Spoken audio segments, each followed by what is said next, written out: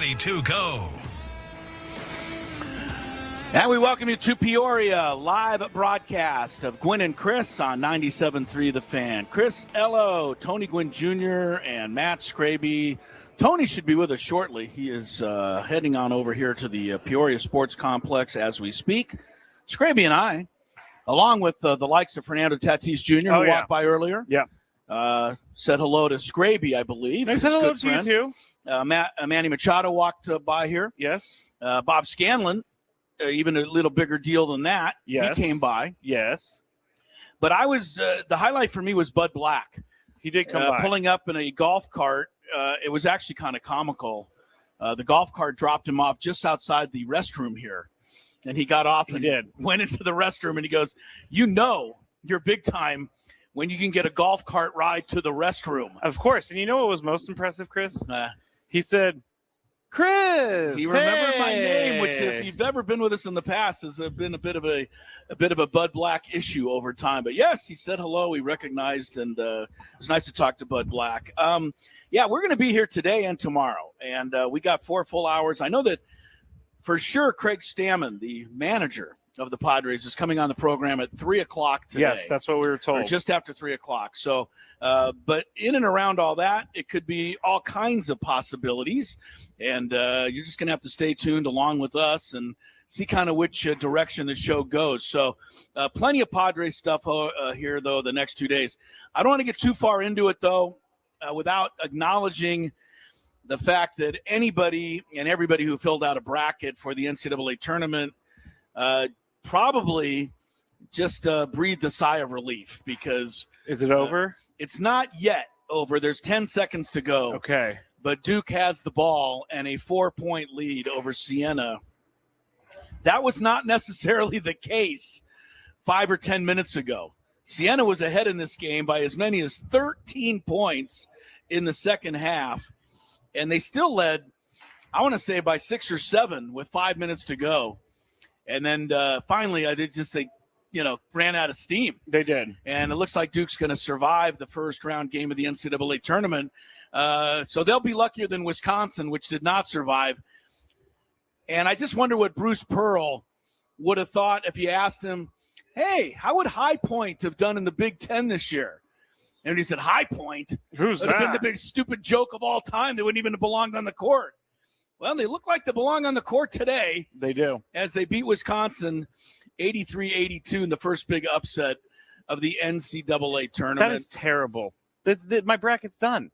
It's done. Well, you picked Wisconsin to go all the way to the final game. I know. And that's not going to happen. This is why I don't do the bracket stuff. Nick Boyd actually played great, the former Aztec, but he put the ball in his hands, down 1, and he took it inside, and there were 3 guys waiting for him. They blocked the shot. I mean, he tried to do it on his own. He should have kicked it out.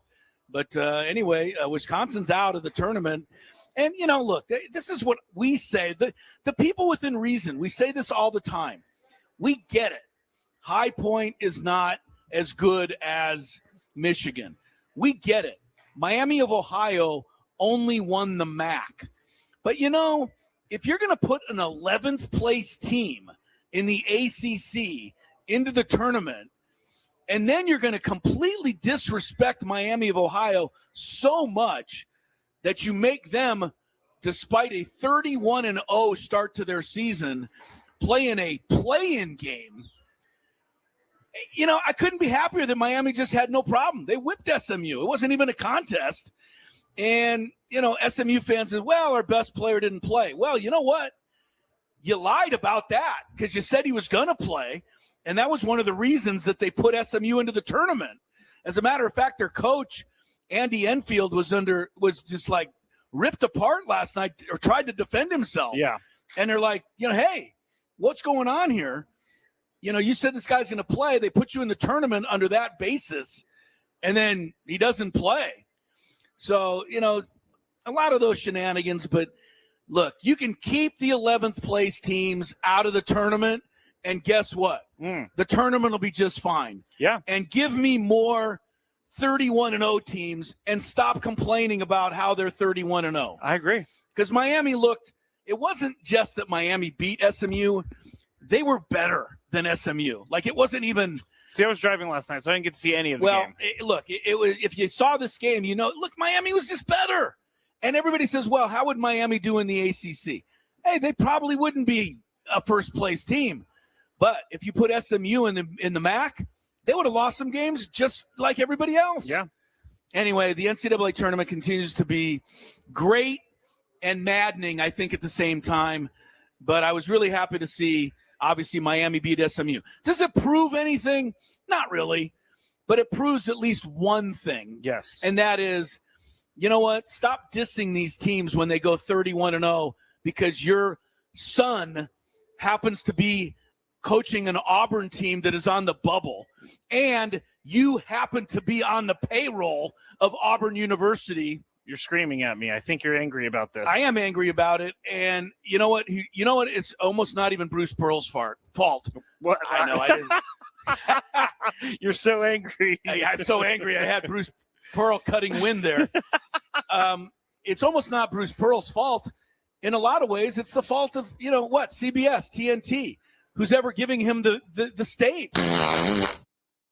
Yeah, thank you very much, Adam Klug. I had no idea what Adam that Klug was. adding to Bruce Pearl's misery there. Oh my goodness, that on the scared board. me. Thank you, Adam. that was a really scary part. That was pretty funny. Look, you know what? Bruce Pearl should not be in that situation, right? He his son is coaching a team. He's on the payroll, and then they're bringing him in and saying, "Hey, what do you think about Auburn?" Yeah. Well, what's he gonna say? He's going to be on his the own side of his son. Of course, he's going to root for them. And his former team. Yeah, but you know what? They keep talking about putting more teams in the tournament. We do not need more teams in this tournament. No, if you put more teams in the tournament, what are you going to do? Put in the 13th place team in the ACC? Yeah, now we're just going to get teams that are even worse. Yeah, it's anyway, look, I couldn't have been happier for Miami, Ohio. I just watched Siena, which can't be any higher ranked than the 80th team in the nation, if that. Just go toe-to-toe with Duke right to the final minute of the game. Well, I was hearing Charles Barkley and Kenny the Jet and all them talking about it before the game, and Kenny said I was on a number 1 seed team, and we matched up with the 16, obviously, and, we could have easily found ourselves looking at it like, hey, these guys can't play. They're just a 16 seed. And that's how you get surprised. And Duke, I don't know if it was because they got surprised or I don't they think just didn't play well. There's no way they overlooked them. They didn't play well in the first half. Siena got on a roll. They hit 8 3-point shots, which is the great equalizer. They got a little confidence. They went up by 11, and, Duke's got to start questioning it. That's how those upsets happen. But, I actually give Duke credit, man. They buckled down.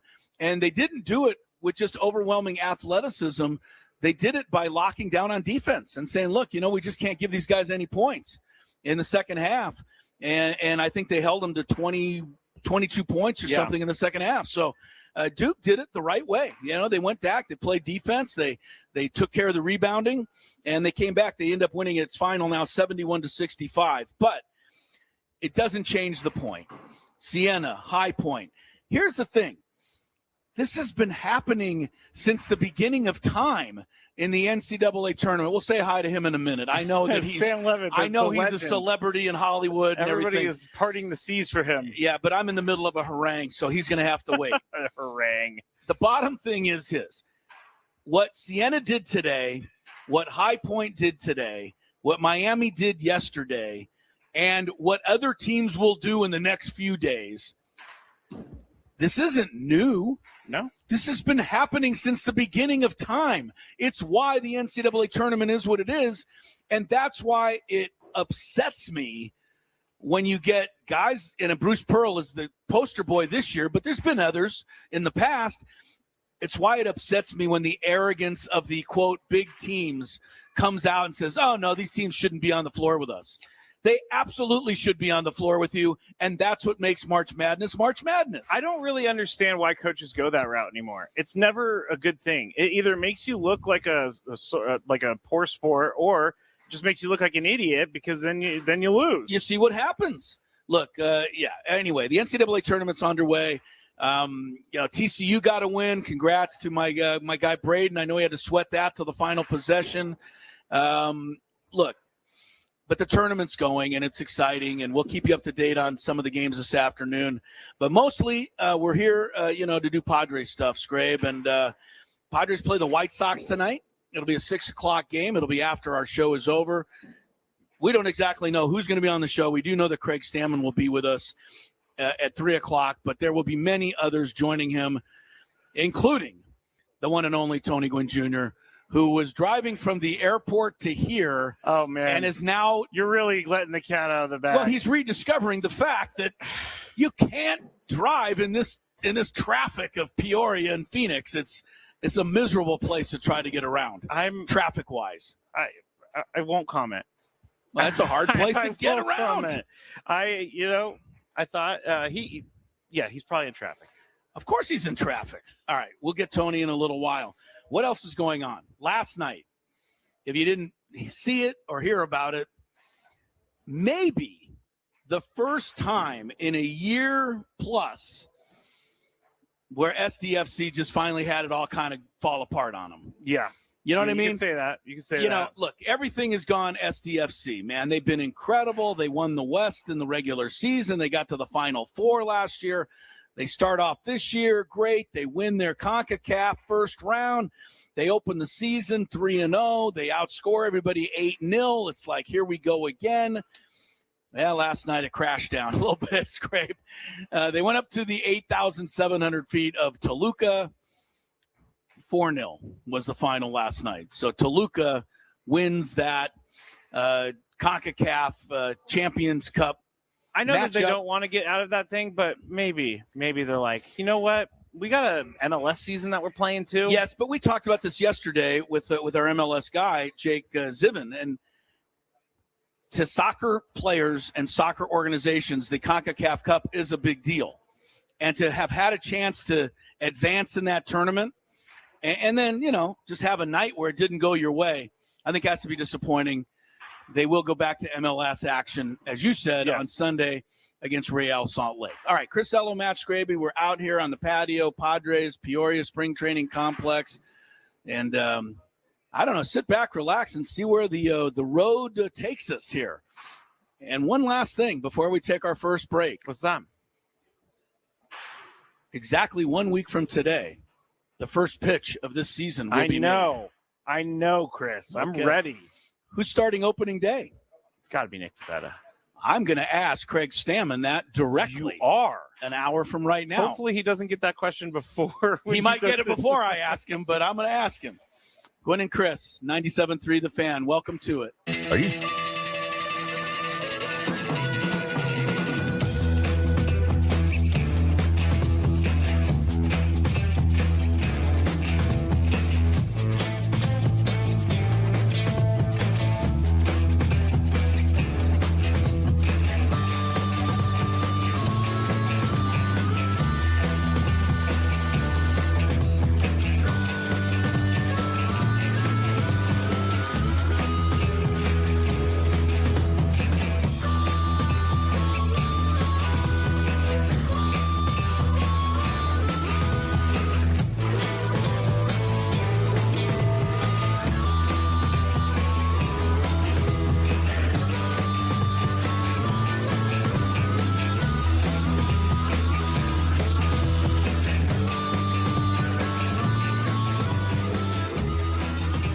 Chris Ello, we're here in Cooperstown for 97.3 The Fan. So excited, the induction weekend for the great Trevor Hoffman. What a class he's going in with, too. Let's take a look. Of course, Alan Trammell from Kearney High School in San Diego. And then, of course, the Detroit Tigers' great shortstop, Jack Morris, in a Tiger uniform there, but I always remember him pitching that 1-0 shutout in Game 7 of the 1991 World Series for the Minnesota Twins. Maybe the greatest postseason pitching performance of all time.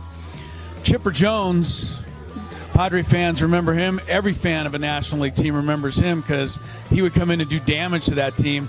Only the second #1 overall pick in the Major League Draft, Chipper Jones, to be inducted into the Hall of Fame. The other is Ken Griffey Jr. Vladimir Guerrero, never met a pitch he couldn't swing at, and powerhouse hitter for the Expos and then, of course, the Angels at the end of his career. Jim Thome, over 600 home runs, mostly with the Cleveland Indians. And then, oh yeah, the guy down here on the end who used to get all these guys out all the time, Trevor Hoffman, the greatest Padre reliever of them all.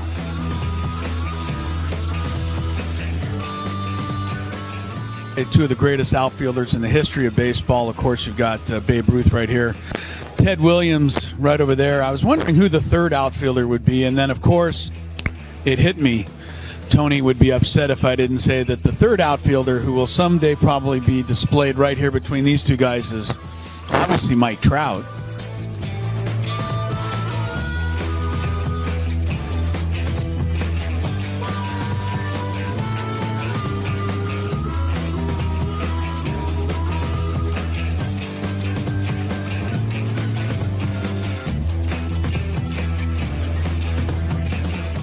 And this is the San Diego Padres locker room here in Cooperstown.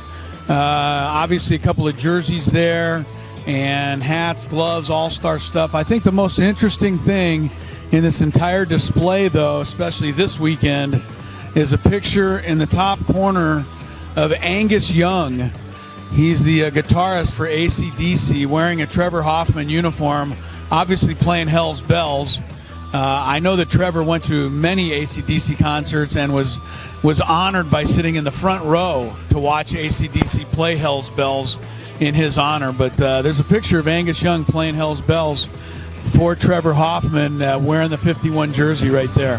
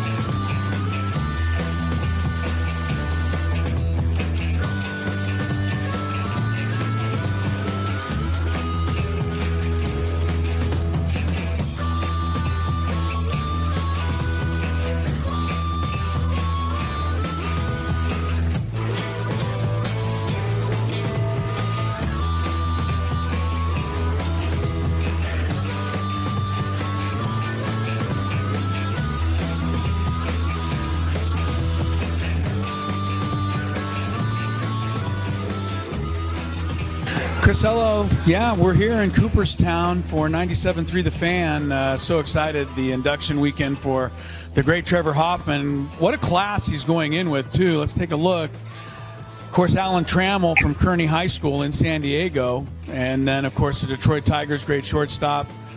Jack Morris. That can be an issue. We're having an issue. Well, here's the thing. Check. There he is. There Here he is. Here's the thing.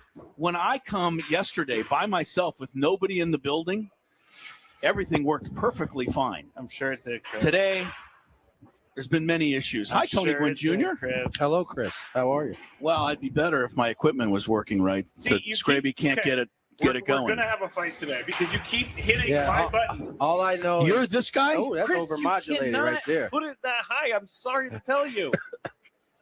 All I know is I walked up and these two were arguing about sound. We're going to continue arguing. I've never because understood. I can't hear anything. I gotta say, Matt, kudos to you. You aren't like Chris is not able to get you like up and at him.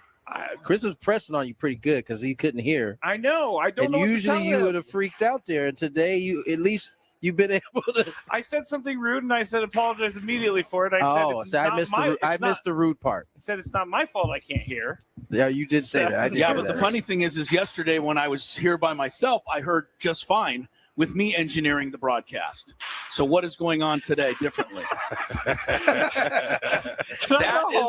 That is the question at hand. Go home, please. All right, The everybody. caveat is that It's 103 degrees out here no right kidding, now. Matt. And I think everybody's just a little bit On edge. on edge. For sure.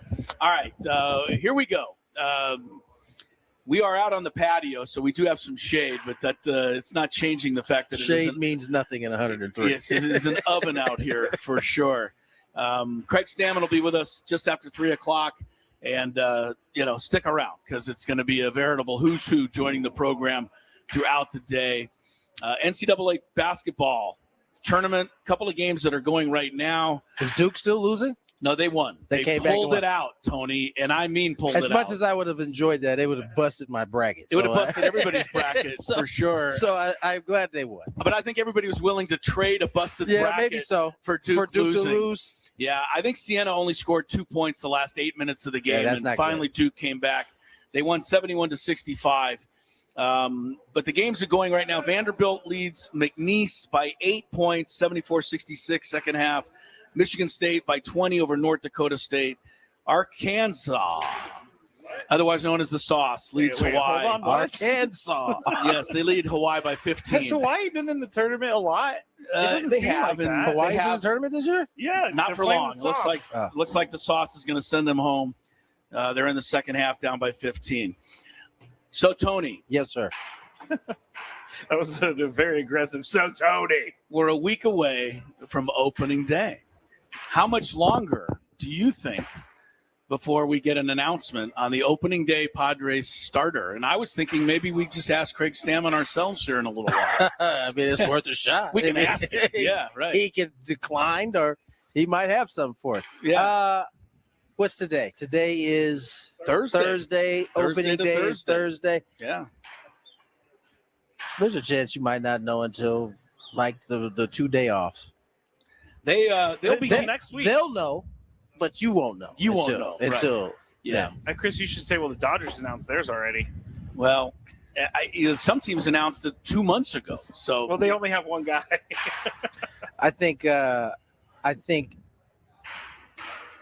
that Stam is most likely, given that you've had Joe had to slow down, Paveta's had to slow down. I just think you don't want to get out, name something, right. something happens, and then you got to change. Not that it would, again, and when I say they, the Padres, Craig Stamman, AJ Preller, that staff, they don't look at opening day the same way we look at it. We look at it as this massive event that, shapes everything. To them, although it's the first and maybe the most fun day of the year in opening day, it's a much bigger picture. They're looking at how do we get through 162. Game 1 of 162 is just one of those. So to answer your question, Chris, I wouldn't be surprised if it's extremely late. It could be tomorrow. Who knows? You're correct. Because game 2 of 162 actually means the same amount as game 1 of 162. I get So, it. We all, but nobody's asking Craig Stamman who's going to start the Yes, second game. no, We don't seem to care who that's going to be. not at all.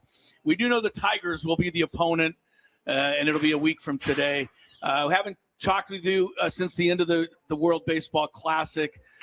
I think the main takeaway is that it was a win for baseball. Everybody loved it. For sure. Even I said I wasn't into it, but I was into it, and I think a lot of people were like that.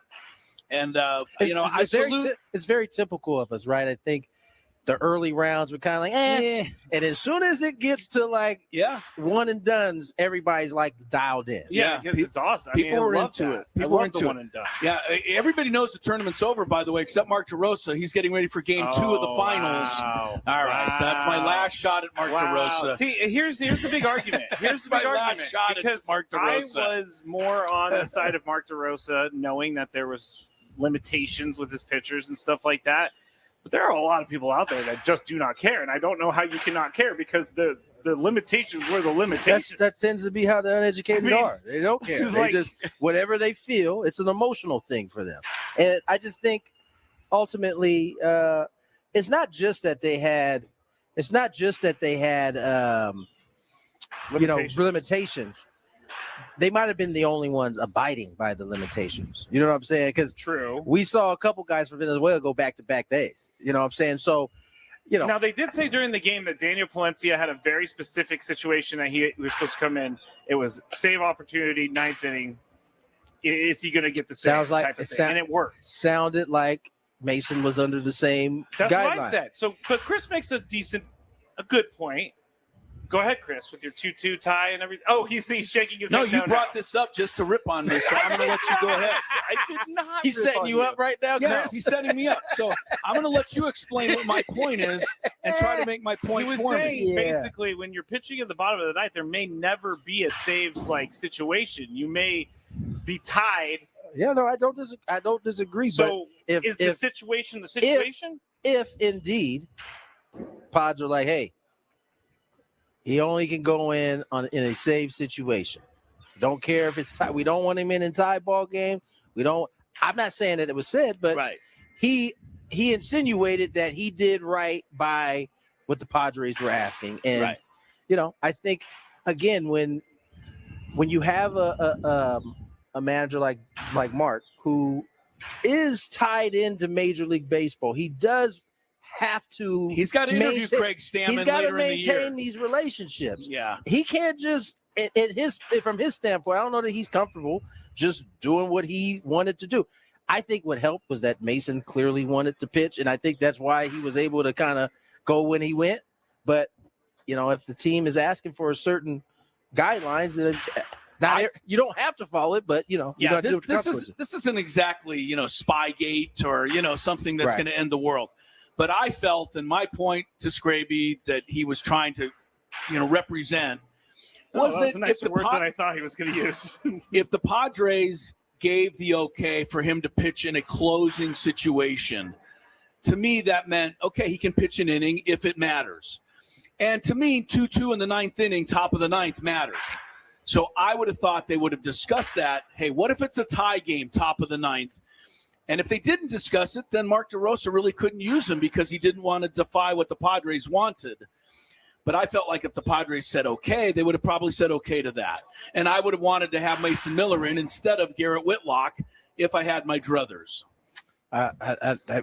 We don't know what the Padres said, and we can only go off of what was said to us afterwards. I'll also say this. I forgot what I was going to say. Never mind. That's that airport brain. The heat's already having an effect. Yeah. What about the batting or the hitting? I mean, that's going to be the biggest takeaway is that we just didn't hit. And this is baseball. I mean, you can not hit. Even the greatest lineup in the history of man, they just didn't do a lot. I mean, just think that the day before, Dominican didn't hit at all. That was supposed to be the world's greatest. I mean, Paul Skeens said out of his own mouth, "This will be the greatest lineup I ever face," and they got shut down. Looked like I could have got those guys out. Good pitching. No, let's be. Great pitching is going to be great hitting every time. Most of the time. It always does. Yeah. That's what we saw. That's typically what we see come postseason when, a Savage comes out and just dominates what, by all accounts, is the world's greatest lineup in the Dodgers, right? So these type of things happen in baseball. It's so much different than the other sports where favorites – or if you have a SGA on your team, you can dictate how the game is going to go. Offense beats defense in basketball. Right. And in baseball, on any given day, somebody can be better. Right. And so I think that's just the nature of the game. Yeah. And I want people, Padre fans especially, to keep what happened in mind to the Team USA and to the Dominican Republic team. I know it's frustrating. I know you think that, this organization is cursed. Please remember that if Team USA can be shut down like that and Dominican Republic can be shut down like that, and we're talking about Eduardo Rodriguez and some other guys. We're not even talking about, the filthiest guys out there. The fact that the Padres have had a couple of straight postseasons now that offensively they haven't done a lot it doesn't. It's just further proof of It's part of what can happen. I did feel You know? when they put up the graphic on the screen that said they haven't scored since 18 out of whatever. 19. we all Yeah. thought all Padres We're like, fans thought man, of the same thing. Man, I've seen this graphic before. It's like Yeah. they've 100% had this graphic up. They had it ready Unfortunately, yeah. because it's been done. It can happen, Yeah. and that is I love a Padres. That's the squad, right? They don't have a lineup like the No. Dominican or the No. USA team, and they got shut down by who'd you say it was? Eduardo Rodriguez. So Come on. and that's no knock to Eduardo Rodriguez, but that's not Paul Skeens. No. That's not like Schoolboy. Yeah. Like Yeah. it that can happen when, especially. Have you guys noticed that when it gets into those type of environments, and guys rise to the occasion, it really doesn't matter who it is, right? We just saw it in the World Series for the Dodgers. Who came up with the big homer? Miguel Rojas. That's not the guy that you predicted, but it just goes to show you when you get into those moments and you get on the stage, anybody can rise to the occasion. Yeah. And we've seen that. Well, it won't be Miguel Rojas. He's suspended. Oh, no, he's not. Man, did you see his video he did earlier? Or he was on with Chris Rose? He's not happy. He wants really Evan Drellick to apologize He should. to the entire Dodgers organization. Listen. I'm a I big. don't know if I can go that far. I'm a big Evan Drellich fan. Obviously, we had him on the show, Yeah. but when you slip up like that with that particular thing, Yeah. You can't. it can be You can't. it can be costly. Well, Because I he's guess- already begun the apology tour. I've seen a couple of apologies. Good. I don't know if he's He's only apologized. going to be able to do Yeah. so much, And right? that's fine. And that's fine. Like Yeah. we've said before, like if you own your mistake, we're fine. It's Well, a big mistake. well, I understand Miguel Rojas' feelings, though, because a lot of people won't hear the apology. They won't. And they won't hear that it what was wrong. really happened. They won't hear and that they'll it was all wrong. think that he did it. 100%. All right, we'll take a break. Jake Cronenworth, I believe, is going to be batting leadoff for us. Skraby will ask him My if he's favorite. batting leadoff next Thursday when Gwynn and Chris continues. Me? That's your job today. Tony, you much care more. to Tony, I don't know where does Tony Tony- went. because Tony I see the normally- corner of his room. Oh, well, hopefully he'll be back shortly. Harbaugh, I'm not sure where he went. I might text him to see if he's okay here in a second. hope he didn't. Yeah. Did you think he fell in the shower or Well, I hope he something? didn't meet with foul play. You think he met with foul play in our commercial break? I don't know. I mean, he is in New York City. So. He's in New York City. It could be, you never know. All right, we'll just go forward. We're just going to go forward without Tony. I'm sure he'll rejoin us when he gets a moment. Everybody stare at that box in the top right corner because it's just the corner of his room. I'm going to look now. I'm kind of intrigued. Oh, someone says maybe he's in the bathroom. I don't know. He's been known to go there, as have all of us, frankly, but him more than most. Over under, Tony just forgot that he was doing the show. And that's not nice. Yeah, so maybe that's what they're thinking. You know what just hit me, Chris? No. What if Tony went out to get like ice or something and he forgot his room key? That is something Very that well he possible. is more than capable of doing. Because he would never be gone this late, this long, with knowing that he was on the show. No kidding, man. We took a commercial break like 5 minutes ago, and he has not returned. I'm going to text him. Like, are you out in the hall trying to get into your room Say, right now? Everything okay? Oh, no. This Question is mark. scaring me. No. Did you hear back from Tony yet? No, I'm thinking Something. he locked himself out. He doesn't have his phone because it's in the room, so he's down at the front desk or something. I don't know. I'm sure there's a story in here somewhere. There's when we definitely get him got to back on be the a air. story. Anyway. I was very concerned about Tony, and I took him off the screen because he's not back. I guarantee you he got locked out of his room. I don't think you're wrong, because that makes sense. But how far away is the lobby? Of course, the New York hotel, it could be one of those ones where you got to wait a while to get up to the. And he's just sitting in line. I don't know why I find this so funny, but it is. Well, kinda it's funny to if me. it's funny if he comes back with a funny story. Yeah, like It's I locked not myself funny. out. It's not funny if he fell and hit his head somewhere Well, and we don't know where he is. Of course, That's not funny. Of course, that's not funny. He's obviously not with his phone because he hasn't gotten back to us. Has Tony locked himself out before? Not during the show, but I'm sure he has at one point in his life. Of all people, Tony would certainly seem to be one who would do it. Oh, August also says, Clinton said, got to use the key card for the elevator too. So maybe he's just stuck. Can't even get down? No, you don't need the key card to go down. Okay. You only need those to go up. You should be able to get down to the lobby to say, hey, I locked myself out. In New York City. But if we do, can you go to the Padre Hotel and knock on Tony's door? We don't know where he is still. No. Still hasn't come back. And I turned on It's been 20 minutes now. I know. Now I'm starting to get a little worried. Yeah. Where'd he go? What What happened?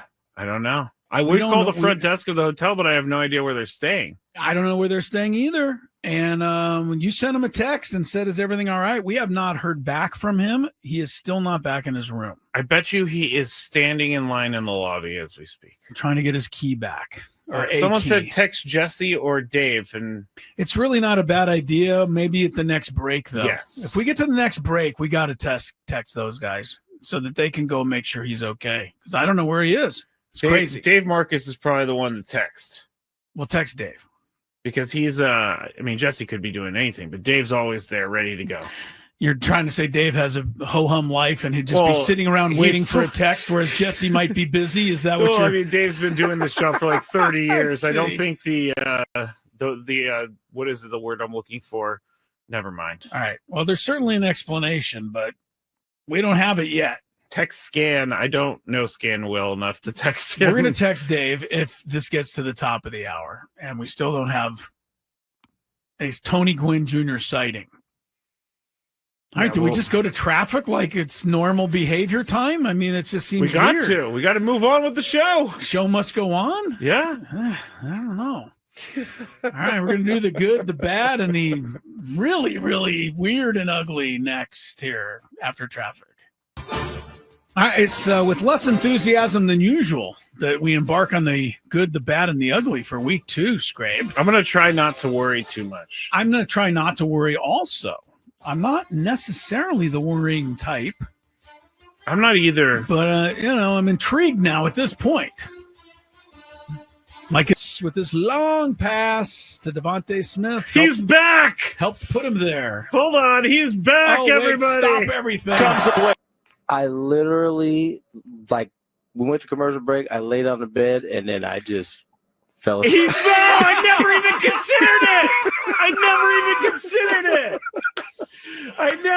considered it. Tony, you care to... Tony, I don't know where Tony went. Because Tony... I see the corner of his room. Oh, well, hopefully he'll be back shortly. Harbaugh... I'm not sure where he went. I might text him to see if he's okay here in a second. Hope he didn't, yeah. Did you think he fell in the shower or something? I hope he didn't meet with foul play. You think he met with foul play in our commercial break? I don't know. I mean, he is in New York City. So. He's in New York City. It could be, you never know. All right, we'll just go forward. We're just going to go forward without Tony. I actually got in trouble once when I worked. Best line of the tournament so far. He's always got good lines. Well, he had a good one today after Ohio State lost to TCU. Said Jalen Rose, poking fun at his former rivals. It's only really now that we're finding out that they're the second best basketball program in their own state. We should just call them the Miami University of Ohio. Talk your stuff, Jalen. Boy, Jalen. How does Jesse Agler feel about that? Hey, let me tell you something. Ohio State walks around and says they are the Ohio State University. Facts. So they lose today. Jalen Rose not missing the opportunity. Did you see the TCU guy, what he said before the game? I think his name is Bunch. He said before the game, we'll beat Ohio State 9 times out of 10. I'm like, bro, you should not have said that before the game. You were tempting fate, and he got away with it. He owned it. It went down to the last second. I will say this, Ohio State had the ball, but they had 4 seconds to go the length of the court, and they didn't get much of a shot away at all. I don't know what the coach was thinking, but they inbounded under their own basket, and The Ohio State kid dribbled to half court and just heaved it. Thought they might have been able to set up a better shot. But it does get me thinking, Tony, I don't know how much longer men's college basketball is going to stick with not being allowed to advance the ball. It's kind of stupid.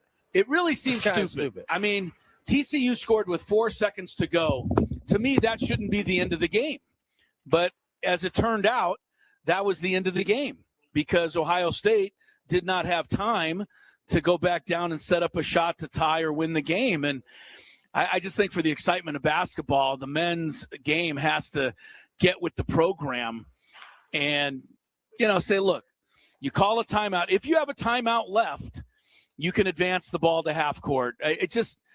To me, it takes away a lot of possible excitement at the end of these games. Yeah, no, I think that rule especially needs to be changed. I always hated that college has tried to separate themselves the way they have. So that's one rule that I would like to see changed. Let them advance the ball to half court. Yeah. There's no reason that they got to go full length of the floor, especially this time of year. This is like the best time that's when you have that rule going on. Although there's a guy sitting across from us right now who couldn't be more happy that Ohio State lost today.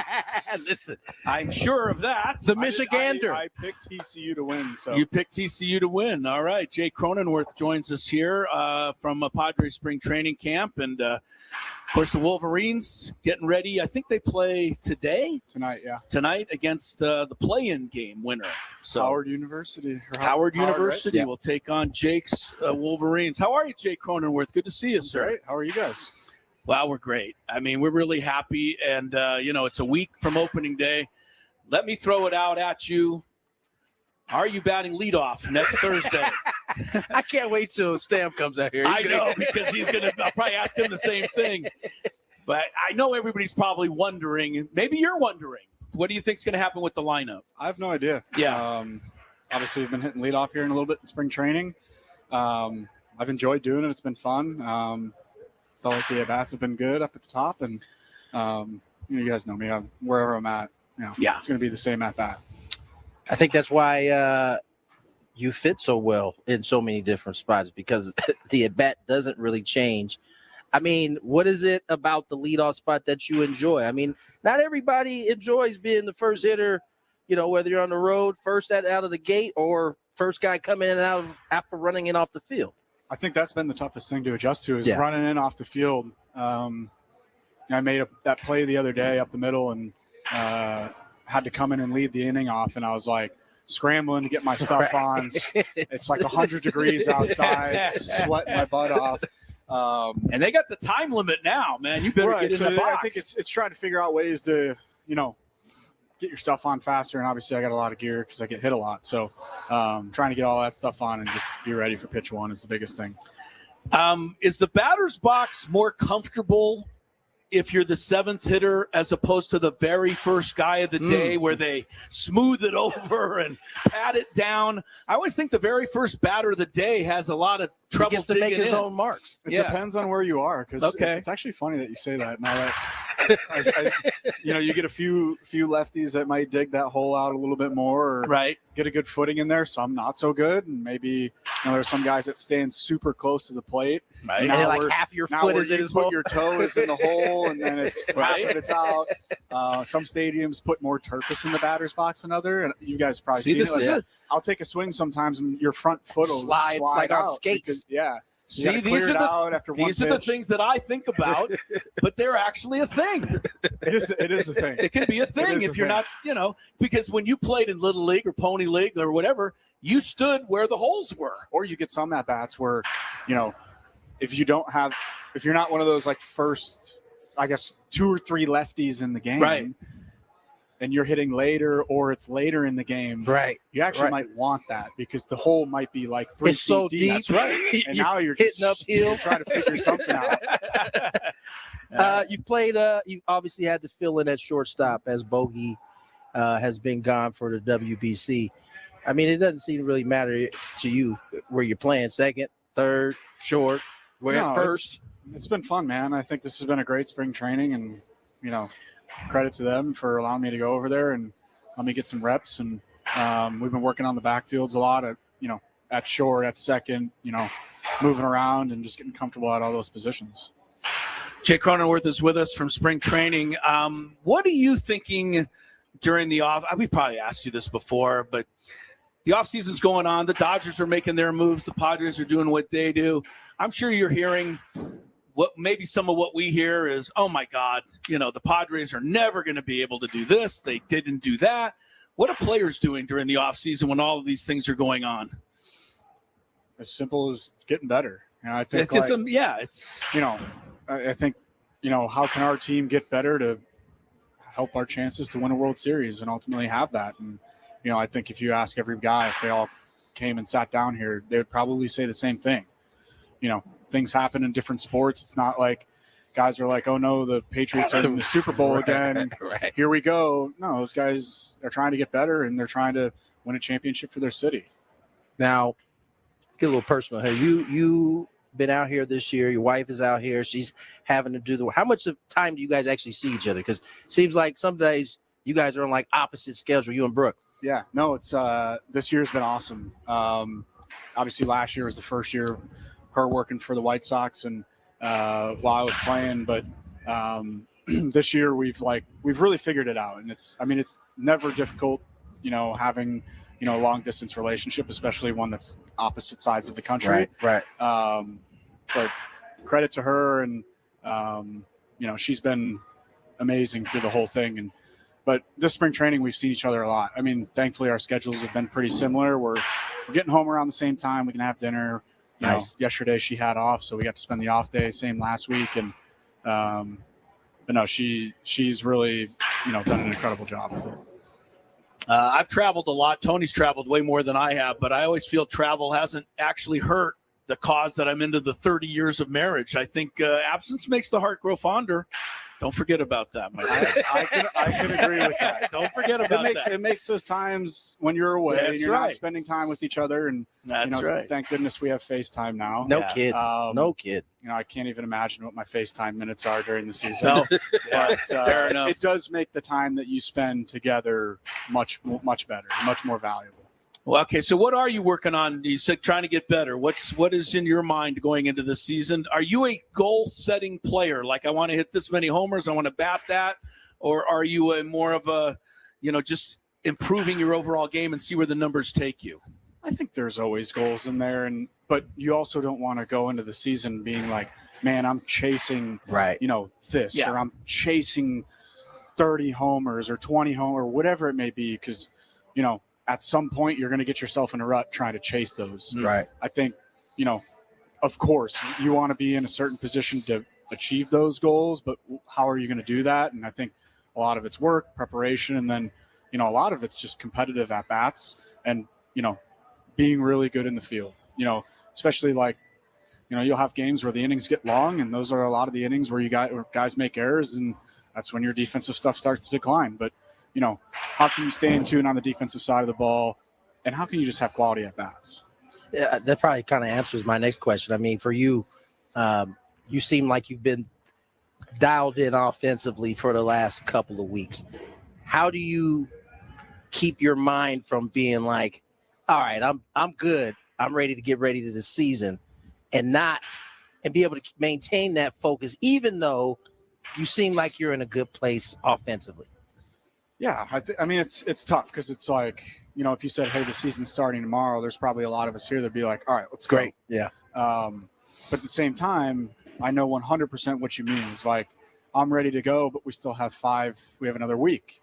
And what do you do with that week is the real question. Can you just be like, nope, I'm good, like I'm going to show up and do my stuff and get through it?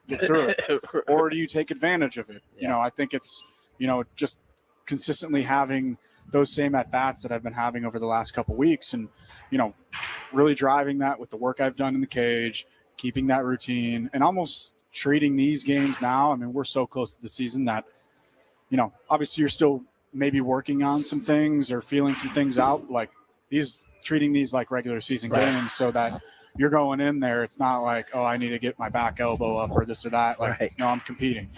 Are we at 9 now? Are we about to hit this run where you guys play 9, and then like an off day? I think I'm playing 9 tonight. Okay. I think Jackson. I think Gavin. I think most of us who haven't played 9 yet, obviously the WBC guys, I think, not sure about theirs, but I think I always preface these questions by saying I only pitched in college and I'm never to the level. But when I got in a situation where there was a big game, they introduced everybody to run out on the field, except for the pitchers warming up in the bullpen. Right. I never got to run out there. Opening day, is that a fun thing for you, or are you more of a Tony Gwynn Sr., where the second day is opening day for you? But that was not a His dad didn't like opening day. He wanted the next day. It's fun, man. I think, like, no matter where you're at in your career, whether it's your first opening day or your 15th opening day, you could have 3,000 at-bats, you could have 0 at-bats. You're still going to get butterflies. For sure. I think there's a reason we all play this game. It's because we love it. Yeah. And we have something special here in San Diego, and to see the crowd there on opening day, 110, it's packed out. Sweet flyover every year. How can you not? Well, Jake, it's always great to be with you. It wasn't that long ago. Did you have another one? No, we're good. We're good. We were in this room. I never forget. We were in this room. If you want, I'm good. We're in this room over here talking about you. Maybe I got one more. Jake, you obviously have you're involved in some of the conversations that happen in terms of Players Union, Major League Baseball. I know there's no new news, but I mean, you hear all the conversation, in terms of the expectation that there's going to be a lockout. What are your thoughts? Yeah, it seems it's March 19th right now. It seems that they've come out almost a year in advance of talks that they're going to lock us out, it's unfortunate. That's not our choice as players that's going to happen. I don't see really any, if it's their negotiating tactic or if it's whatever they do, but, I think it's the fans who obviously suffer from it. Right. Obviously it's business and it's negotiation. But I think if the goal is to get something done so that we're playing the season next year for the fans, or else we wouldn't be in the seats that we're in. Right. Yeah, no doubt. If you don't mind me asking, do you field a lot of questions from the players on the team, or are there times when you say, hey, I'm available to talk about it? Or how does that dynamic work with you and the rest of the players? I'm always available. Okay. My phone's always on. I've gotten calls in the off season. I've, talked to guys throughout spring training. There's conversations that happen during the year, obviously probably more this year than the previous 3. But it's important. It's our system that we operate in. It's our players' rights. It's our former players' rights and pension, and healthcare. It's not just how much money our team's spending. Right. This goes from everything to on-field rules to, guys' livelihoods when they're done playing. Even the guys who've played 43 days in the major leagues to 20 years. Do you still get the buy-in necessary from everybody? Is everybody that buy-in, engagement from everybody? Is that still at a level that you feel like is serviceable? Yeah, I think, there are points where obviously there's not much going on, where everybody's so focused on the game and how can we win. But there's years like this year where every decision's important. Again, like I said, it's not just affecting next season or the year after that. It's affecting 10 to 15 years from now. So many tentacles. Just as it happened back in '94. Yeah. You can go throughout the years and the cause and effect of decisions that were made. But no, I think you look back, and obviously, we had a long week about a month ago with things that went on, but I've never seen a group, and I'm not speaking about our group, I'm speaking about the entire group of players and the unity that came about. And it was truly, I was so proud of everybody and, how everybody came together. Awesome. Well, good luck. We're going to root for you on and off the field, I guess, this year, Jake. No doubt. But thanks for everything, as always, and look forward to a great season, man. Appreciate you stopping by. Appreciate you Thanks, guys. Jake. Jake Cronenworth, he is the guy, man. We got our first hour in the books from Peoria. Craig Stamman scheduled to join us next, Padre manager, when we continue from Padres spring training in Peoria.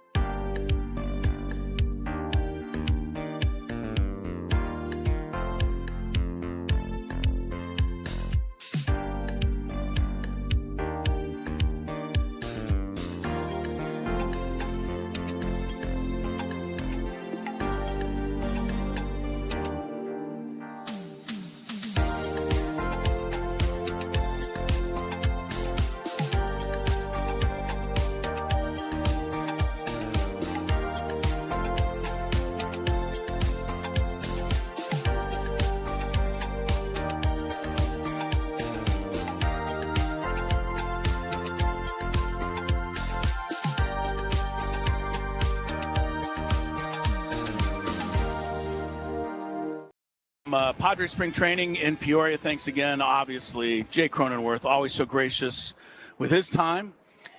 But sorry, Skraby. He's just adjusting something, and I knocked it over practically. I know. I did put the tripod in a very precarious position. Jake is, we get this once in a while, Tony. I don't know if you hear it, but you guys are too nice to Jake Cronenworth. It's just because he's a nice guy. And you know what I say? Who said that? Some of the fans. If he's 0 for 6 or something, everybody's like, well, you're always nice to Jake Cronenworth because he's a nice guy. And I'm like, well, he is a nice guy. There's nothing wrong with that. Yeah. Like, why is that supposed to be a negative thing? I can't. Come on, I don't even know how to respond to that. I don't either. You know what proved to me that San Diegans, the majority don't want East Coast radios when we had our East Coast guys on and they just ripped apart the players that we were talking about. Because even some of those people are like, it was kind of fun to hear that for a second, but I wouldn't want to listen to that all day, every day.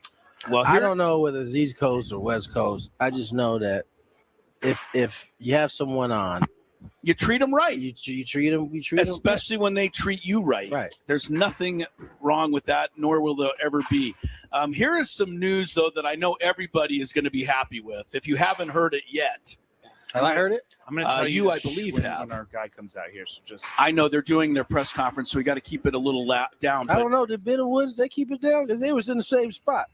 I think, Adam, did Ben and Woods whisper kind of like we do sometimes? Maybe they did, because they're fine. So I was about to say, I don't think it was that big a deal. Mark Grant has a new contract. Congratulations. Everybody's happy about that. Yes. Mudcat's coming back. He's all set. He's over there. That's all. He's upset with me now.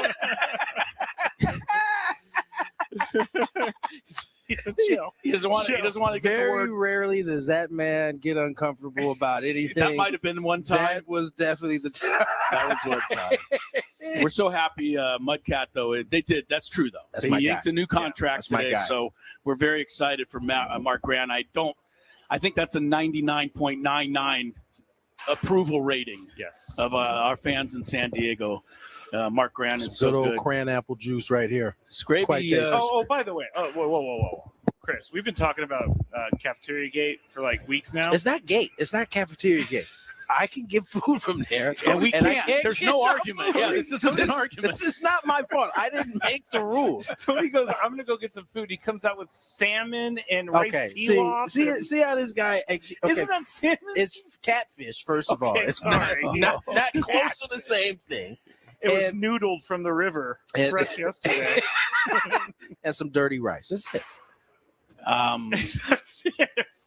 That's all I got. Chris, now we need to whisper about this, but Chris snuck into the cafeteria yesterday. I got a lemonade. You got caught. I didn't get caught. Eric Meyer said hello. I said hello back, and I grabbed some lemonade. Of all the people who walk in with the I know. Of all people. In the building. I know. Not a soul in the building on off day. There was nobody here but me and Eric Meyer. And you chose the 1 second to walk the one moment to walk in and get a little lemonade. That's actually kind of That's all right. All right, we're back. Hour number 2. Craig Stamman is what's going to happen here for those listening is he is doing his media scrum press conference here off to the side of us. And when he's done, he's going to come over and join us. So it may be a few minutes before we actually speak with Craig Stamman. I can't wait to Craig. I got a good question for him. Well, I'm excited that I just am excited that he's our manager. So I think it's going to be it's going to be successful. And I can't wait to tell whoever the naysayers were, I told you so, because I just think Craig's going to do quite well. a few of the. That's right. What was the word they used? Not needle moving. Heard a lot of that. Yeah. So we'll see.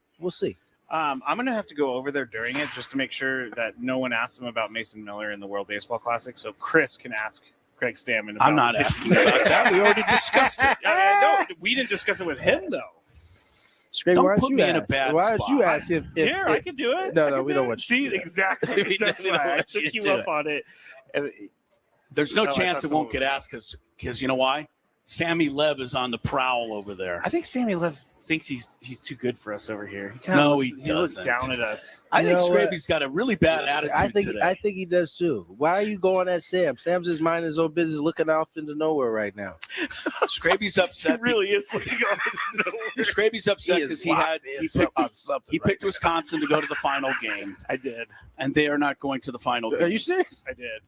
I bought into the Nick Boyd Wisconsin hype. It wasn't Nick Boyd's fault. It was everyone else's fault. He played well. You know, I read First a bunch of all, of articles. how did you learn about Nick Boyd? That's the first question. Everybody's talking about Nick Boyd. Everybody was talking about before the game. Oh yeah, before the game. Like when they were going into the game, all the previews I was reading about who to pick and all that stuff said Nick Boyd's been fantastic. And for whatever reason, Much better than San Diego State. That little excerpt just resonated with you. Like, you know what? Wisconsin's going all the way. I'm going to blame it on Chris a little bit. He was high in Wisconsin, too. And I was like, Chris knows what he's talking about. You're looking at a team that beat Michigan once and took them to the final shot in a game last week. But they're out of it now. So, and I couldn't be happier, again, that the mid-majors, are doing what they normally do. If you just tuned in, by the way, Duke was trailing the entire game today before they came back to beat Siena in the first round of March Madness. 71-65 was the final there. The Sauce leads Hawaii 76-60. Obviously, the Sauce is going to move on, and Michigan State is having no trouble with North Dakota State 75-51. What games are televised? Is it these next two games that are going to be televised that Don and Mud are doing? Do you guys know? I believe the game tonight is on television, yes. I hope that tomorrow isn't. I hope they have to do Sunday's game because it's a day game. These two night games, these guys roll in, haven't been here all spring, and they're going to get two night games? I hope not. Hope they get one day so they can feel this 100-degree heat. I will say that in our hotel, there is a sign up that says the Saturday game between the Mariners and the Cubs has been moved to a night game. Because there's going to be a lot. There's a lot of teams doing so that hot. Right now. Yeah, they're not. Fortunately for the Padres, their games are already night games. They were already scheduled at night. Yeah. All right. Well, try to see what else is happening. What did you think of the Jalen Waddle trade yesterday, Tony Gwynn Jr. to the Denver Broncos? I liked it. I think the Dolphins are finally doing the right thing. I think that's a good move for both. As much as I hate Sean Payton getting a good player like that, I think they need someone that can stretch the field the way Waddle can, right? Or at least be a threat to do that. And I think Sean Payton's gonna do wonders. You don't think he's going to have Jalen Waddle run screen plays all day like Mike McDaniel did? He might have one of them Reggie Bush plays lined up for him that he used to run, but I think it's a good move for both. I think the Dolphins seems like the Dolphins are serious about kind of reshaping they're retooling their team a little bit. Absolutely. I can't be mad at that. It's the only way it's going to ever work for them. There were a couple of other notes that I wanted. There were some other things. Oh, how about my Lakers though? Can we talk about the Lake Show? I said they beat the Rockets once.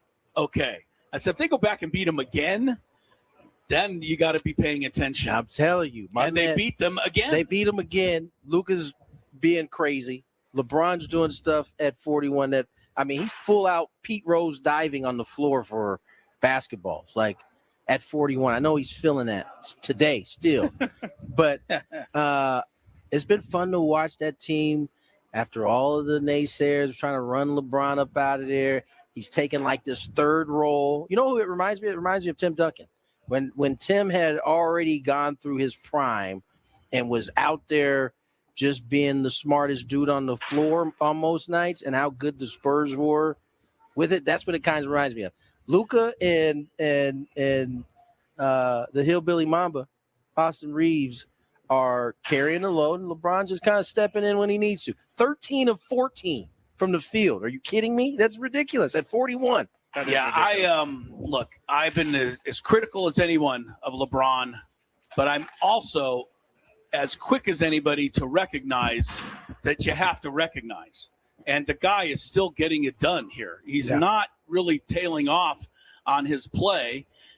I do find it crazy that I can't, go 5. I turned off your mic. Sorry. I can't go 5 feet, though, without seeing a story that the Lakers are just way better when LeBron's not in there. So stupid. I don't believe that for a second.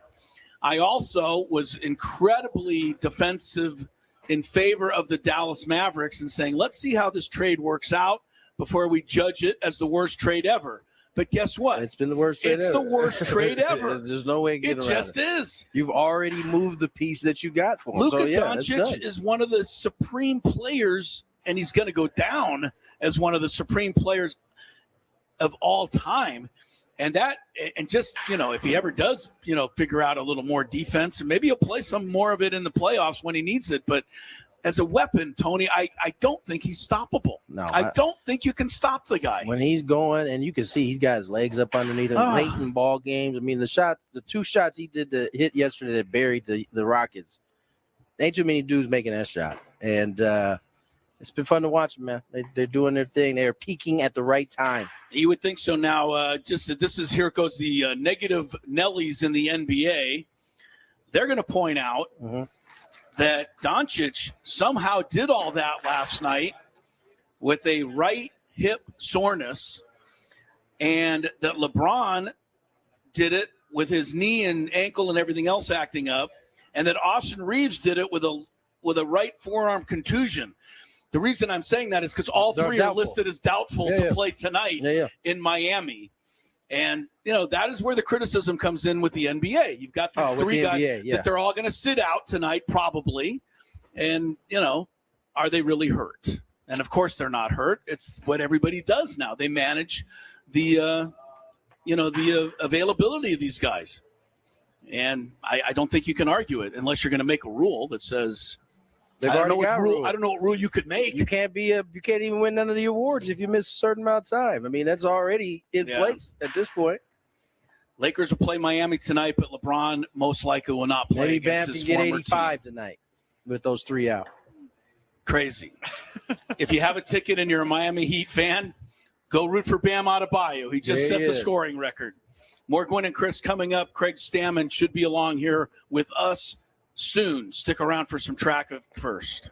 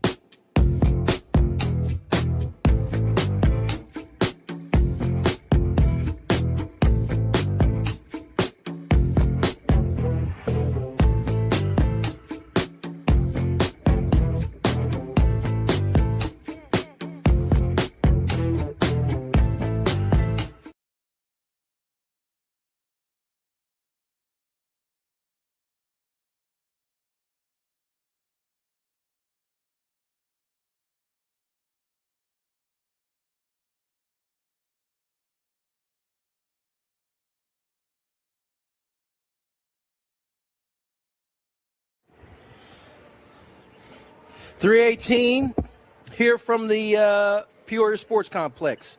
Tony Gwynn Jr., Chris Ello, Gwynn and Chris, joined by Padre manager Craig Stamman. Stam, how are you on this hot afternoon? Yeah, hot afternoon. Feels like extended spring training instead of regular spring training. Really He's got long sleeves on, too. It's been a theme. I feel like everybody's wearing long sleeves. I very rarely see the arms, sun's out, guns out for most of these guys. Yeah, these sleeves are thin. They're thin. Yeah, keep the sun off the arms, I guess. How's your bracket going so far?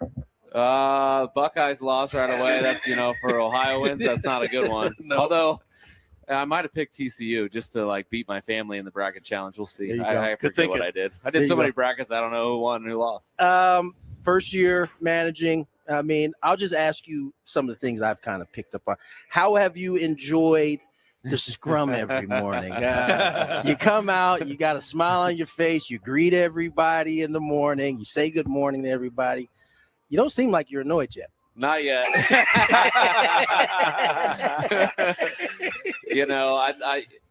I'm lucky that the people that are in the scrum are people that I talked to throughout my career and built relationships with. Hopefully I've shown them enough respect. I think they're showing me a lot of respect back. So it's a give and a take, and they've got to do their job. I got to do mine. And so far, so good. I wanted to ask you just about, first of all, I want to say congratulations. I never, haven't spoken to you. And I wanted to say how happy I was that you were named the manager of the Padres, if only because that meant all of the other people out there who were predicting it were wrong. And, I get a kick out of that.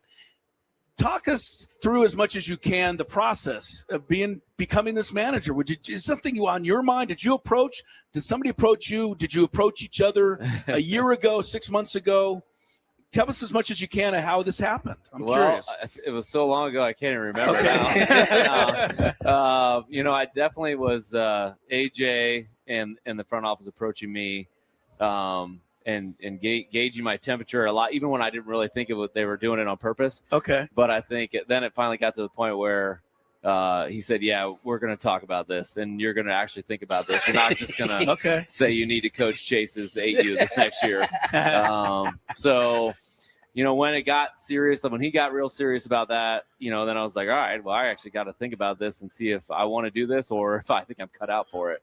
And, during that process, it was like talking to a lot of people that I trust, a lot of people that have mentored me throughout the years, and just trying to figure out, is this what am I cut out for this? And so I eventually came to the decision that it was a yes. And, having the support of AJ and the front office and the ownership, them picking me, made the decision a whole lot easier. Craig, one of the qualities that at least I picked up on early is that you aren't afraid to ask for help. I mean, in terms of your staff, you talk about your staff quite a bit. I mean, was that something you knew coming in that, all right, I'm going to need to lean on these guys, and we're kind of embraced that from the jump? Yeah, I think being someone that hasn't had any managerial experience, I almost have to do that. I'm not the smartest guy in the room. Don't claim to be. And there's other people that we hired that are very smart in their specific areas. And so that was kind of the idea of setting up the staff the way we did. And, one of my strengths is probably just organizing the whole process. Yeah. And, trying to stick to that, not tell everybody I know everything about baseball, but learning as we go. Rick Pitino, I just looked this up because ego was something that he talked about, the great coach, Hall of Fame basketball coach. And he said here, ego, people who have it, is the one thing that can edge out greatness. Talking about the fact that it is the primary thing that keeps a lot of people from being as successful as they want to be.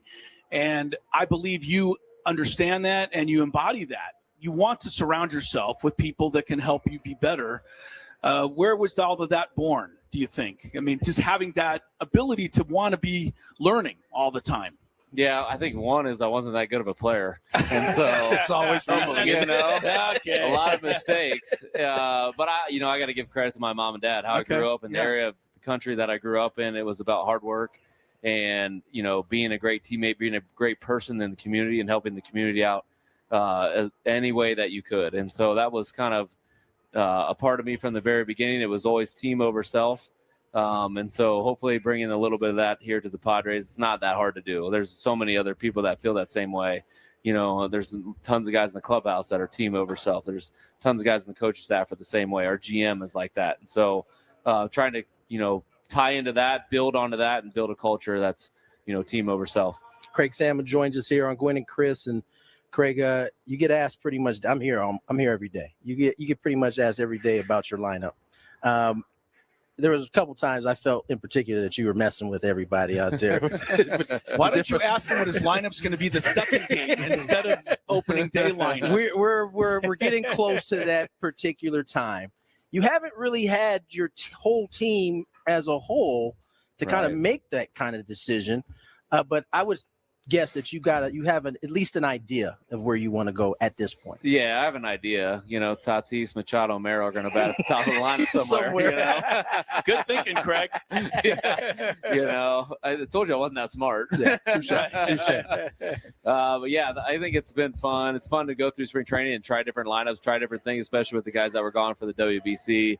Did that make it a little bit easier to try some things because you kind of were forced to? It definitely made it a lot easier because there's no way you could write a Padres lineup without Manny and Toddy somewhere in the top 4, and so being able to try different people in different spots and just see how they took to leading off or took to batting second or batting third, batting in the middle of the lineup and how that looked in Cactus League games. So try to take all that information in and then make a good decision on opening day. Craig, talking about, the fact that you've surrounded yourself with people and you're learning and you're asking, but what kind of things did you feel were important for you as Craig Stamman to try to bring to this job and to this position and situation? Well, I just tried to be myself, and that was the only thing that I could bring to this situation, this job. And the one benefit I have is I played with a lot of these guys, so they kind of, as long as I wasn't being fake as a player, I am who I was, and I'm trying to be that same person right now. And so that they know they got someone that they can trust and that someone that they can count on, someone that they can talk to, and then also hopefully someone that can put his foot down when he needs to. I think that's part of this role, and definitely going to be tough with, some of my best friends. But I think that's also the fun part of it too, is like, who doesn't want to play baseball with their best friends and, figure out a way to win it all. With this particular group, from the pitching side of things, you guys came in, a lot of arms for, a couple of spots. Joe Musgrove sounds like he's not going to be ready for opening day. One of the things I've been trying to impart on people is the difference in how you guys look at it versus how us fans look at it, right? I think we get so excited about opening day and we get our hopes and minds set on that when it's just one of 162. Right. How different are things now with kind of the situation with Joe being down, at least at the start, in terms of the competition that you guys have had unfold? Yeah. You know what? Opening day is special, right? When you're on a squad for opening day, you made the opening day roster. Like, that is a big thing for players. There's no doubt about that. However, like what you said, it is one of 162. It counts the same as game, 150, 130, and 120. So we want our best team for the majority of the season, not just on day one. And looking at the pitching staff specifically, we've got a lot of guys that have track records of pitching well in the big leagues, and they're competing for spots in our rotation right now and in the bullpen. And so, we're going to try to keep those guys around as long as we can and give them opportunities throughout the rest of spring training, and then, see where we're at opening day and, go from there. But, so far those guys have pitched really well outside of maybe a few snafus, but, they're in a good spot right now and ready to help us. Do you have someone in mind for opening day already? We have, several pitchers in mind for opening day. It's not going to be you, Tony. Yeah, I can guarantee it ain't going to be me. Yeah, we got some good pitchers. That's a good thing. We have choices. There you go. Many Fair guys enough. that could do it. I know we're wrapping this up, and I know you have a lot to do. I want to try to get one question in that hopefully you haven't heard a lot. Have you thought about your first trip out to argue with an umpire in a major situation? Not just chirping, but I mean, something where you got to get out there and really make it happen. If so, have you asked anybody for any ideas or dreamed about how that might look? It ain't going to look good if it's scripted, put it that way. Okay. So,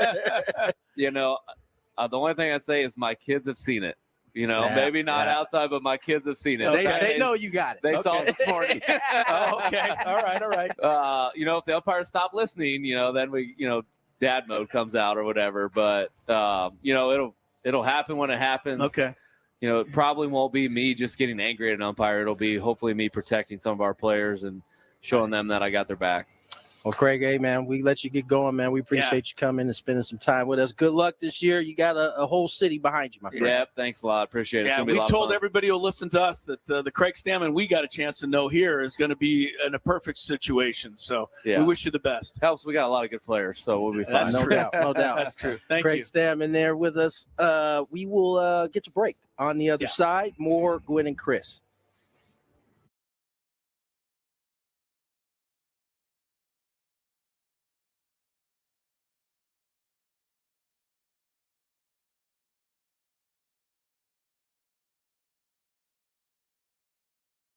Now, you've been representing the Friar Faithful for a little bit here. Now you're out in the forefront. You mentioned family quite a bit. How important was it to get your wife, Audrey, on board with this? How long did it take you to get her in this direction? It took a while. It's probably taken years, but I don't know. We were on the same page for a long time. For a long time we thought there's no way this is possible, with our family and be able to move them across country and take them out of school and all that kind of stuff. But we talked to enough people.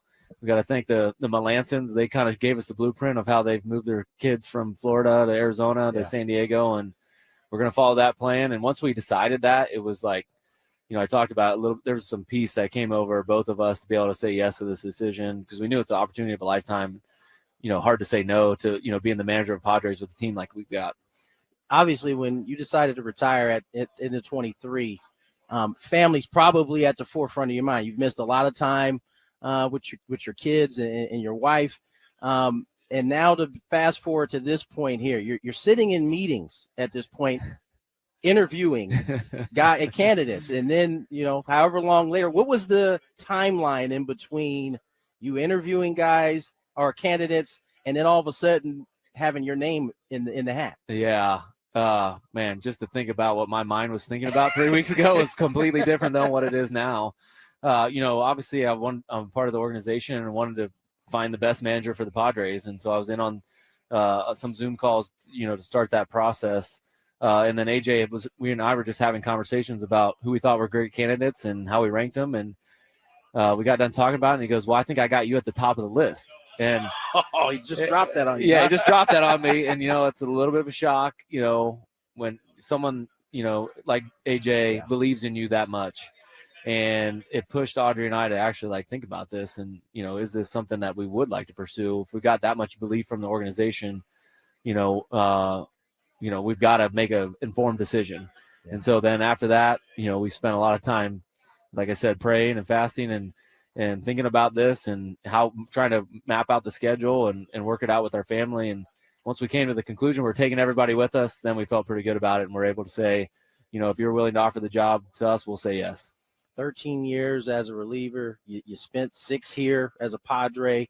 How has that shaped your viewpoint and how the type of manager you'll be? Yeah, I think one quality I have is a little bit of loyalty, and I was lucky in my career. I only really played for 2 organizations. I played 1 year with the Guardians in the middle, but not in the big leagues. But most of my career started with Washington, and then it ended with San Diego, and I feel very connected to this organization. I feel like it is family. They've treated me like family. And so, being a part of this and being in this role is something that's very exciting, and I'm up for the challenge. Now, you had to get it out the mud, so to speak, right? You weren't a high round draft pick. You're a guy who had to kind of grind. That's the word we often use around this game. How is that, or what kind of lessons from those type of situations are you going to be able to take into your managerial role? Yeah, maybe it's like people doubting you a little bit or not saying you're quite good enough. And there's probably some people thinking that as me as the manager. But it's also exciting to prove people who I really am and what I stand for and, maybe do it a little bit different than everybody expects. But, those challenges as a player, they were so enjoyable. Yeah. It was so you've done it before. It's fun to try to get the most out of your talent. And as soon as I took this job, that feeling of what I was as a player, when's my next workout? When's my next throwing session? Right. That constant thought, that feeling, that little nervousness, that little excitement came back right away. And it was I definitely missed that. Now, did I enjoy the 2 years in between? Yeah, I did. I got a lot. My handicap went down and all that kind of stuff. But this challenge has gotten that excitement back, that feeling back of I'm in the hunt with the boys, and I'm ready to grind it out and make something special happen. Now, you've been representing the Friar Faithful for a little bit here. Now you're out in the forefront. You mentioned family quite a bit. How important was it to get your wife Audrey on board with this? How long did it take you to get her in this direction? It took a while. It's probably taken years, but I don't know. We were on the same page for a long time. For a long time we thought there's no way this is possible, with our family and be able to move them across country and take them out of school and all that kind of stuff. But we talked to enough people. We got to thank the Melancons. They kind of gave us the blueprint of how they've moved their kids from Florida to Arizona to San Diego, and we're going to follow that plan. And once we decided that, it was like, I talked about it a little. There was some peace that came over both of us to be able to say yes to this decision, because we knew it's an opportunity of a lifetime. Hard to say no to, being the manager of Padres with a team like we've got. Obviously, when you decided to retire in the 23, family's probably at the forefront of your mind. You've missed a lot of time with your kids and your wife. And now to fast forward to this point here, you're sitting in meetings at this point, interviewing candidates, and then however long later, what was the timeline in between you interviewing guys? Spring training in Peoria, thanks to Craig Stamman, Padre manager, for joining us. Craig missed a big opportunity there, though, Tony. Big opportunity. I tried. I know you did. Can't say I didn't try. Of course you tried. He could have announced his opening day starter on the Gwynn and Chris program. It would have been a famous moment in Padre history, but alas, that has still not been announced. I think we're going to have Nick Paveta, speaking of potential opening day starters, coming up a little later in the program. Also, several others potentially will be dropping by. It's kind of just see where we are. We're out here on the patio, and Padres are getting ready to play the White Sox later tonight. The compliments were flowing today from Shire the Crier, the head coach of Duke. He was like, look, I mean, the kid at the coach at Siena outcoached me. He had his team ready to go. He said that. He did. Good he for said him. he outcoached me. His team had a great game plan. They outplayed us. Luckily we were able to get it together and, save the day. Duke, if you just tuned in, was way behind, down as many as 13 in the second half before closing with a rush to beat Siena 71-65. It was the first time, by the way, ever that a top seed against a 16 was down by double digits at halftime, which Duke was today. Wow. And, I give Shire a lot of credit. He said that was the toughest game I think I've ever been in a tournament, just being where we were and where they were and having to figure out how are we going to, not lose this game. But Duke did survive. And maybe it had something to do with the fact that Siena did not substitute the entire game. They ran the same five guys the entire. It said, I guess the final second to the game, they made a couple quick subs at the because very. That really gets them some experience on the floor. Well, I don't think that's why he did it. I'm just saying it was a close game. He clearly was trying to get some experience. He just played five guys, and listen, they finally ran out of steam. I'm not mad at it. I think he obviously recognized that those were the five players that needed to be in there, and going in. Man, I hope they got enough gas, because I'm running these dudes full 40. Yeah, and it showed in the late going where it showed mostly was on the glass. Yeah, Duke was an effort thing, and at that point, you playing that many minutes. Duke was missing shots, but they kept getting the ball back, and finally able to come back and win that game. But that is probably the biggest story of day one of the NCAA tournament, unless you're a fan of Wisconsin, because they were ousted by High Point, 83-82. That was a 12-5 upset that a lot of people predicted, but not Skraby, and not me. I thought Wisconsin was going to make some noise in this tournament. They did. That sound you heard was them whimpering their way home to Madison, Wisconsin. That is so bad. Tony, I know you agree with me on this, but, Siena giving Duke a game, High Point, beating Wisconsin. Last night, we saw Miami of Ohio take it to SMU. I mean, I'm not trying to convince you, but it just underscores what we keep saying, and that is, some of the arrogance of some of the people who talk about the big conference teams. It does get a little old and tiresome because this happens in the tournament every year. And, I'd like to see some more credit given to the mid-major teams. I did. Honestly, basketball is what's keeping the mid-majors alive at this point. Okay, right, yeah. They can't compete in the football. You're not seeing it in the football tournament. You're not. Yeah. And I'm going to continue to root for the mid-majors as long as possible when it comes to basketball, because I think it's really the saving grace right now that's keeping them involved in something major like this. Otherwise, sounds like, SEC, Big Ten, they're trying to push them all out. And so that they basically will be off on their own. We'll never – and what the funny thing is? Once we get that, we'll get like 20 years out, and people will be clamoring again. Of course. Why aren't the mid-majors facing off against such and such school might be able to beat? And whatever happened to the excitement of the March Madness when Siena could have a game with Duke? Right. I mean, even the fact that they kept it close, of course, that's still a good thing for college basketball. I think so. Because they had a chance to win that game. They were up 12 at half, right? They were up 12. They were up 13, Tony. If you see the highlights later out there, you'll know the play I mean, because they'll show it. Siena led by 13. They passed the ball underneath to their big, tall, 7-foot center. No one guarding him, Tony. Two-handed dunk. He missed it. Oh. I don't know how he missed it, but he did.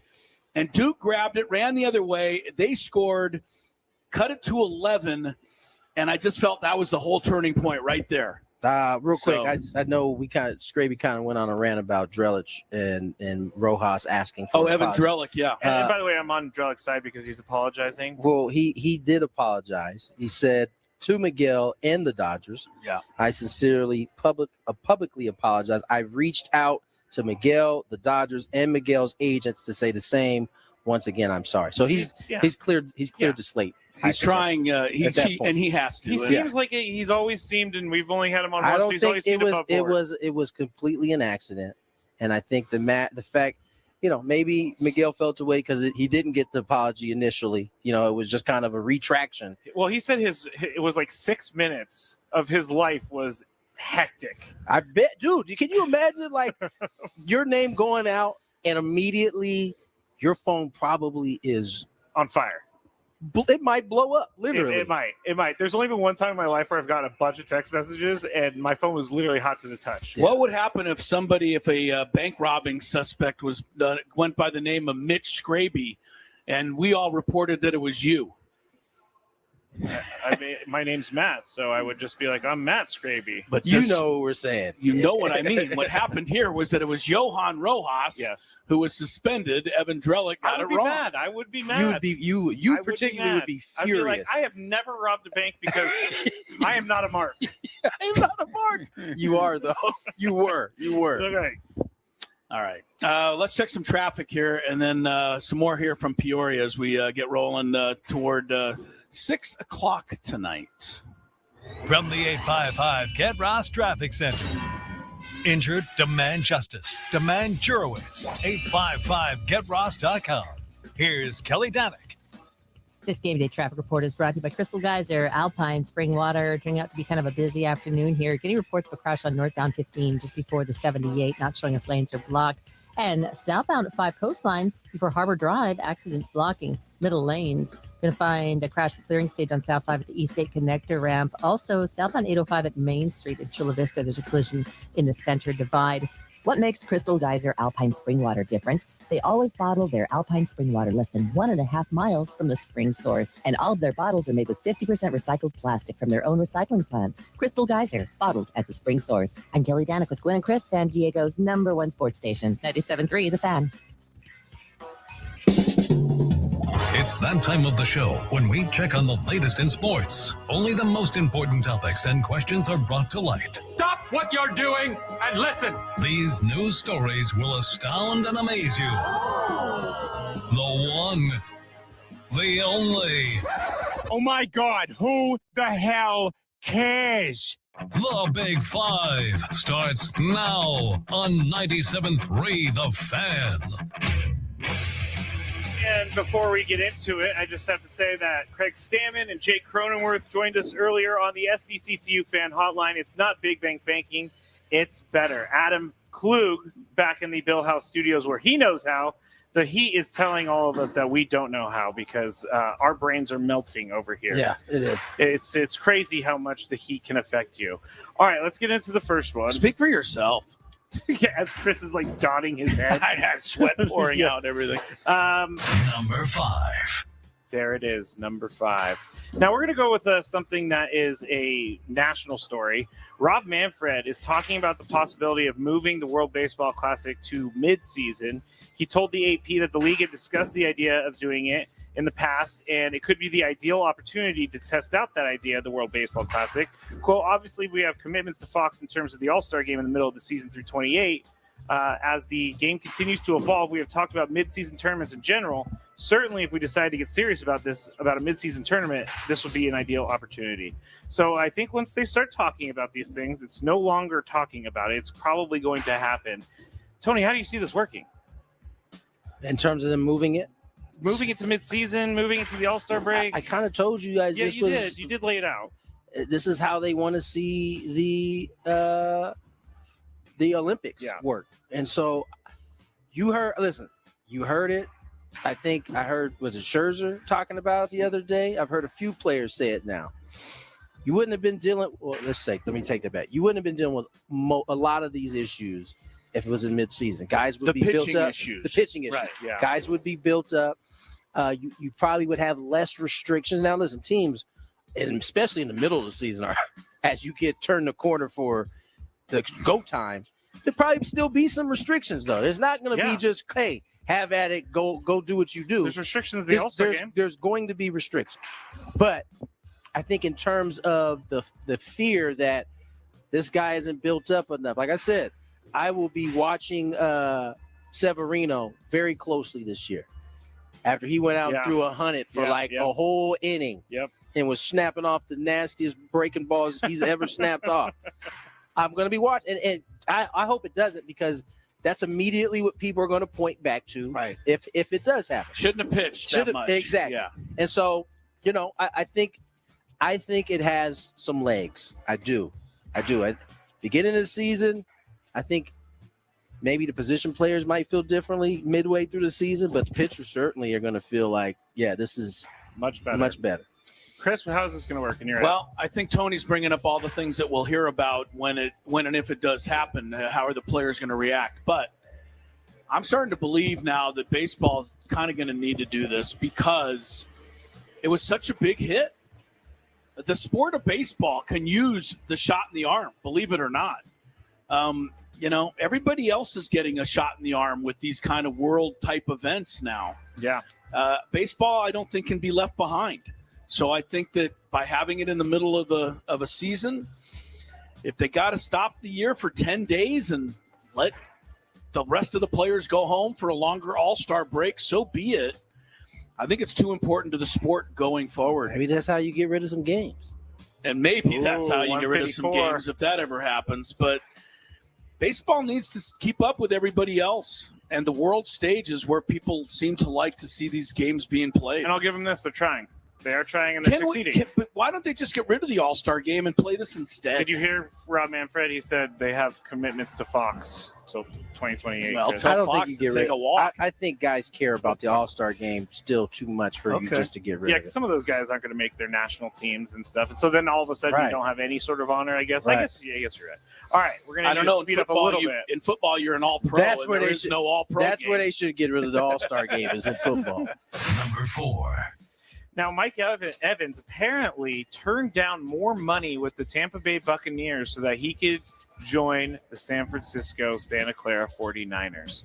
And the reason I'm talking about this, because I think it's kind of crazy. This is not something that usually happens. Players don't turn down money to go elsewhere. He said that he wanted to go to a new chapter in his life. He said that the Buccaneers wide receiver room is a little bit getting crowded with some younger guys, so he wanted to be a number one with the 49ers. Chris, do you believe he is still a true number one wide receiver?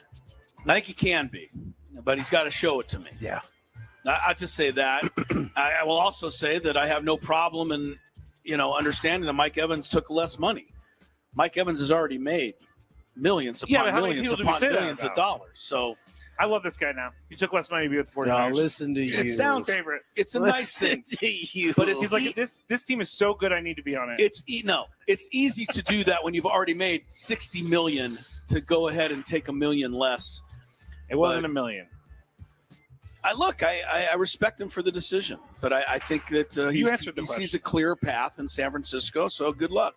And he's probably right. Tony, is he still a number one? No, I'm saying because they don't have wide receivers. Oh, I thought that was another nod to the Niners. Do you think he's still a number one wide receiver in the NFL? I think Chris is right. I think he can be. I think he's going to have to prove it and show it. I think that's why he went to San Francisco, because there's a piece of him that wants to prove it and show it. But Mike Evans is healthy, man. Yeah. He's always up there. I know fantasy-wise he's always up there when he's healthy. Yeah. It's only when he's missing time that he's not productive. And so I think I said from the beginning, I think it's a great signing for the 49ers. I didn't actually at the time when I said that realize he probably is the number one receiver for that team. They don't have anybody. Yes, I know. Are Chris, you okay, it's so hot. I'm putting them on. I'm taking them off. I'm sweating. I'm turning my shirt on and off. All I heard was, oh, my God. I don't know that he meant to get that in the mic, but he definitely was just beside himself with this heat right now. He had the greatest look on his. Oh, my God. He's got, like, airplane levels of sweat pouring down his head. It is what it is. All right. Yeah. I'm out there playing hurt out here today, guys. The Rams have withdrawn their rule changes, everyone. They don't think they're going to get the 24 votes, so they're withdrawing the one, which was like the 2-point conversion fumble thing, whether it's not a fumble. They wanted an actual rule that the ball was dead. They said it's not going to happen enough for them to put in a rule. But they also wanted a 40-second time limit on the initiation of a replay review, given that the 100 seconds passed between the recovery of the loose ball. I can get down with that. We're back to the Seattle Ram play again. Of course. Well, no, we're not back to it. I mean, I guess we're back to it, but we're done with it because they're withdrawing the rule. No one's going to vote for this rule, so there are going to be no rules. But do you think, Tony? Yes. There needs to be a time limit. How long was it? How many seconds? It took 100 seconds. I love how they put 100 seconds, which is but they really wanted 40 seconds. 100 seconds was really just 1:40, right? Don't forget that Terry McAulay called the NFL and was like, "Hey, you guys missed something here." I'm just saying, 1:40. It took that whole situation. Him calling took a minute. I don't think that's accurate. I mean, that does seem like a lot. That seems very short period of time to make a phone call and get that kind of explanation. Anyway, yes, I think they should put a time limit. I think it should be just like baseball. Basketball, you got a certain amount of time to get your review in, and then it goes by the wayside. We move on. I just got a very nice text. That's for tomorrow. Oh, maybe that's a different text. Is that today? No, it says for tomorrow. Okay. Number 2. Yeah. Okay, nobody listening to the show knows what you're talking about. Well, I don't want to announce it, but I do want. That's not for us. You're talking about Nando? Yeah. That's for read the whole thing. Okay, never mind. Real quick, I never got to answer the last question. I want to say that I agree with Tony. There should be a time limit. However, there are people who tell me incessantly that we have to have the call right. Yeah, that's true. So now are you going to tell me that if my review challenge comes at the 41-second minute mark, and 42 seconds, whatever, you're going to say, oh, no, we don't have to get it right anymore. Good point. What do you want? You want it right? Either want it or do right you want or you don't. have a I want both, Chris. You want it to be rule. right, but you want it within a certain time frame. Okay. Chris. I want it to be wherever it benefits me. So yeah, that sounds about right. All right, let's go to the next one. Number 2. Oh, man, we don't have time for Polymarket right now, but I guess I'll just present it real quick. Polymarket and Major League Baseball they have reached an agreement to make Polymarket the official predictive market betting service or prediction market exchange service of Major League Baseball. They say this is easier for them. Major League Baseball should write a book called Sleeping with the Enemy. It's true, though. It's true, though. So Polymarket is something that it's like a stock exchange. So you make yes or no proposition type things. And they're saying that it's going to be better because it's not so much on single pitches and things like that. But we have found Polymarket is way easier to manipulate than sports betting. So Tony, thoughts? It's just, I don't think it's smart. It's not, I get it. It's where the money's at. But I'm just saying, you set yourself up for failure when you hop in bed with gambling. Yeah. And now what's this called? Polymarket. Polymarket. It's just, you already have a scandal on your hands as we speak. Yes. And it's been able to kind of go away, but don't let it keep happening. You guys saw the IG thing I sent you guys that that was it Trevor made was talking about. Yeah. That's the one thing fans actually are worried about. Gambling is the integrity of the game as it relates to gambling. And so everybody's paying attention to this, and it just seems like this isn't conducive for what your business is. Wow. 100%. Tony and I are on the same. Tony and I agree 100%. I want to add one thing though. Starting next week on Gwynn and Chris, every day at 4:15, the daily Polymarket segment. I'm gonna walk out of the room for that. I hate these things so much. Polymarket coming to Gwynn and Chris near you. Daily Gambit's going away, people. We're going to the daily Polymarket. See, again, if you spend your money responsibly, that's all right. But these things have been proven to be very easy to manipulate. And so just beware of that, everybody. I think Major League Baseball seems like they like being the test dummy. Yeah, I think they You know what too. they're going to be? The dummy. All right, more Gwynn and Chris, more Padres players, more from spring training next on 97.3 The Fan.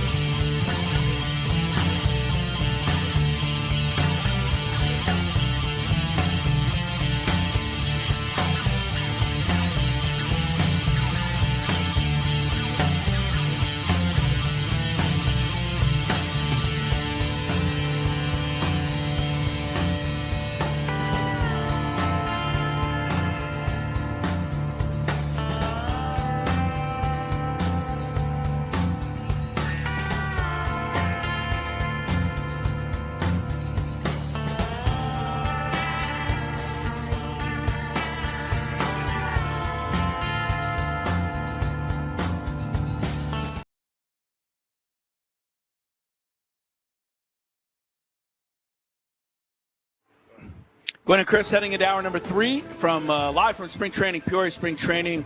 Tony Gwynn Jr. alongside, and Skraby here as well on the back patio at Padres spring training. Don't look now, but Fernando Tatis Jr. scheduled in about 10-15 minutes to join us. We're looking forward to that. We had Craig Stamman on earlier, Jake Cronenworth, and we're just kind of getting our coverage started here. 2 days. We'll be here tomorrow from 2 to 6 as well. With all of the Padres stuff going on, Chris versus the fans, we'll take a day off today. But we do remind everybody that our favorite portion of the show, or one of our favorites, Chris versus the fans, is brought to you by the McGuire's Del Mar Nationals at Del Mar Fairgrounds, April 10th through the 12th. America's favorite car show coming back to Del Mar. It is Southern California's biggest hot rodding event of the spring. If you want more details, visit vehicle registration and ticket info at goodguys.com/DMN. Why can't I read that? Good Wow. -guys.com. That was not good. /DMN. David Michael November. I have an idea. Chris he just had a board mission on that. You guys don't know what this sign is right here. You don't know what that is. Is this offsides? It's call off the jam. In the old sport of roller derby, when they used to ride around, yeah. and then when they passed somebody, you got a point. When the skater was done, they would call off the jam, and that was the end of the round. He called off the jam. I was calling off the jam on that one. Yeah, that read did not work. You know what was one of the best? I got an idea. Look up the Good Guys thing online, Google it, and get in touch with them yourself. Good-guys.com. Now I forgot what I was going to say. 1-to-1 in that category. Oh, yeah, today. one of our best videos that we've done lately. And if you want to see it, you can go to Gwynn and Chris on Instagram. And when Chris had like the malfunction, when he was like, and Tony and I what had are the you talking same about? exact You don't remember moment. that? He's seen I it. tried to Look at not his face. remember those He's definitely seen it. Because I'm not gonna lie, I watched that one quite a bit. Well, it's the Tony and Skraby at the same exact second. Like what? What was that? You guys don't pay me enough to entertain you the way I do. That's true. You're right. You're true. We don't. One NCAA game is underway in the Unite session, VCU 10, North Carolina 9. If you were at work all day and you want to know how your brackets did, you're barely okay if you picked Duke. They survived a scare to beat Siena. The big upset of the day was High Point, the 12 seed, over Wisconsin, a 5 seed. In the meantime, I have one last Big Five topic. Oh, yeah, we got some time. Go ahead, dog. It's actually something that I think is near and dear to all of our hearts. Okay. And Darren Ravel. Yo, this ice cream truck just pulled up. I know. I don't know what's definitely going gonna on. get ice cream. It's like when it's a when this school break bus, happens. and everybody's waiting. And I got to for it. be honest with you, the young ladies working there, they don't look like they're checking IDs. We might be able to sneak in, Scrape. I think you might be all right. They're like, yes, you're going to pay, and all these people. Yeah, right. I know. Speaking of food, so Darren Ravel tweeted this. The hot dog and soda combo at Costco has been the same price since it was introduced in 1985. Don't do this. If Costco decided to hold the original price relative to inflation today, it would cost $4.60. They're not doing that, though. Costco CEO Ron Vokris said he is never raising the price of the hot dog and soda combo. What does a combo right now cost? About $1? It's $1.50. $1.50. It's always been $1.50. Yep. It's a big old hot dog too. It's a big old hot dog. No, it's not one of those little tiny hot dogs. I like a big old hot dog. Don't get me wrong. Save that, please. Yeah, they have been pretty stout on not moving that price tag for quite a long time. What do you think of? I'm not asking the Padres to do it. Please don't take this that way. But what happens if one major league team just says, for the hell of it, we're going to roll back prices for the month of April? Would it really wreck the franchise? Well, not my It would sure be a nice thing to do for your fans. I think the better question is, do you think other teams would follow suit? And I think the answer is no. So you think everybody else would just look at you and go, like, what the that's hell? great, man. You're doing Good a for good job you. over there. Think about it like this, Chris. Remember when COVID or when the pitch clock shortened games and everything, and so they ended up extending beer sales into a later inning. That's right. Because they were losing time on it. So, but would you guys pay the $4.60 if it ever went to something like that? I think it sounds like it's still a pretty good deal. It is, but now that so you're a principled man. Is that what you're saying? No, I'm not going to pay it because it's supposed to be $150. You know me too well. $4.50 is not a bad deal based on what we're spending elsewhere. I don't know if that huge hot dog that Chris is talking about is $4 worth. That's for sure. I don't know. I mean, I agree with $4.50 sounds like it's still a steal. It's still a hot dog at the ballpark is $10 now. That's crazy. The best part is that it's not going up. Or at the movie theater, for that matter. For sure. Yeah. Did you see? Did you guys see the McDonald's CEO trying to taste test his own food? And the new Big Mac thing the big arch. So he's trying to eat it, but he's eating it. It's like he's never eaten a McDonald's hamburger. You think in his they life. stole that from Coming to America? See, I don't know where it came from, but the big arch. Oh. Is that some big part of the movie? Well, it was called McDowell's, and I believe their Big Mac was something along the lines of an arch. I mean, I think they own the arch trademark. It's not. McDowell's is not a real place, so they're not breaking any laws. It was in a movie. I didn't pass the McDowell's on the way here. I'm pretty sure you did. I did tell Chris that on the way out here, I found a McDonald's because I needed to go to the bathroom really bad. That was closed off the freeway. What is that? Well, they probably saw you coming and said, "Wait a minute, that guy's only here to use the restroom. Yeah, make him buy some fries." No, I will buy fries, but I will go on my app. Buy McDonald's Has anybody ever tried to slip into a McDonald's just to use the restroom and been told you cannot? No. Oh, okay. Told you cannot? I probably have when I was a drinker. It's only for paying customers. Not heard that one. You know I can't wait till though? the segment's over. I'm about to get ice cream. I'm fixated on it. You may not even wait till the segment's over if I know you. I'll eat that bad boy. You know what I'll do on the McDonald's app though is I'll get the free fries, and because you can get free fries of any size if you get an unsweetened iced tea or a soft drink, medium unsweetened iced tea or soft drink for free. And fries are like $4.50. Do you get a sweet tea or you get a soft drink? Unsweetened tea. Okay. Can I ask why when we go to the movies? Why is it when we go to the movies, we are beyond willing to give them $12 for a box of popcorn? You know why? But I gotta anywhere else on earth, you'd be pissed. If it was like that, you'd be. Are you kidding me? This is absurd. I think I have the answer to that. All right. I think the movies is an experience that we all have in our head. That popcorn has to be a part of it. Yeah. And so we'll do the gymnastics in order to get our minds to that $12.50 or $13. Yeah. We would be irritated any other place, and you might be a little irritated at the movie theater, but you know it goes with the movie. It's just kind of what it is. I don't disagree, Tony, but I know somebody who won't do it any longer. Her name is Lori. Her last name is Ello, and she sneaks in the bag of popcorn that she buys at Costco or wherever into the movies. We don't pay for the Hey, listen, anymore. my wife became an AMC theater Regal whatever person so that she could get the free popcorn and the refill. Well, mad respect for that. But it is interesting in the world, certain things we absolutely think are absurd to pay, the extra $2 for. But there are other items we'll give you $20. We don't care. Yeah. Doesn't make a lot of We're sense. We're funny sometimes. like that. We are funny consumers that. So much of our spending is tied up in, I shouldn't say so much, but nostalgia and all those things play a factor in why we're okay with spending money in one place and not okay. It's like the old joke back in the day when they had the movies in the hotel, in your hotel room.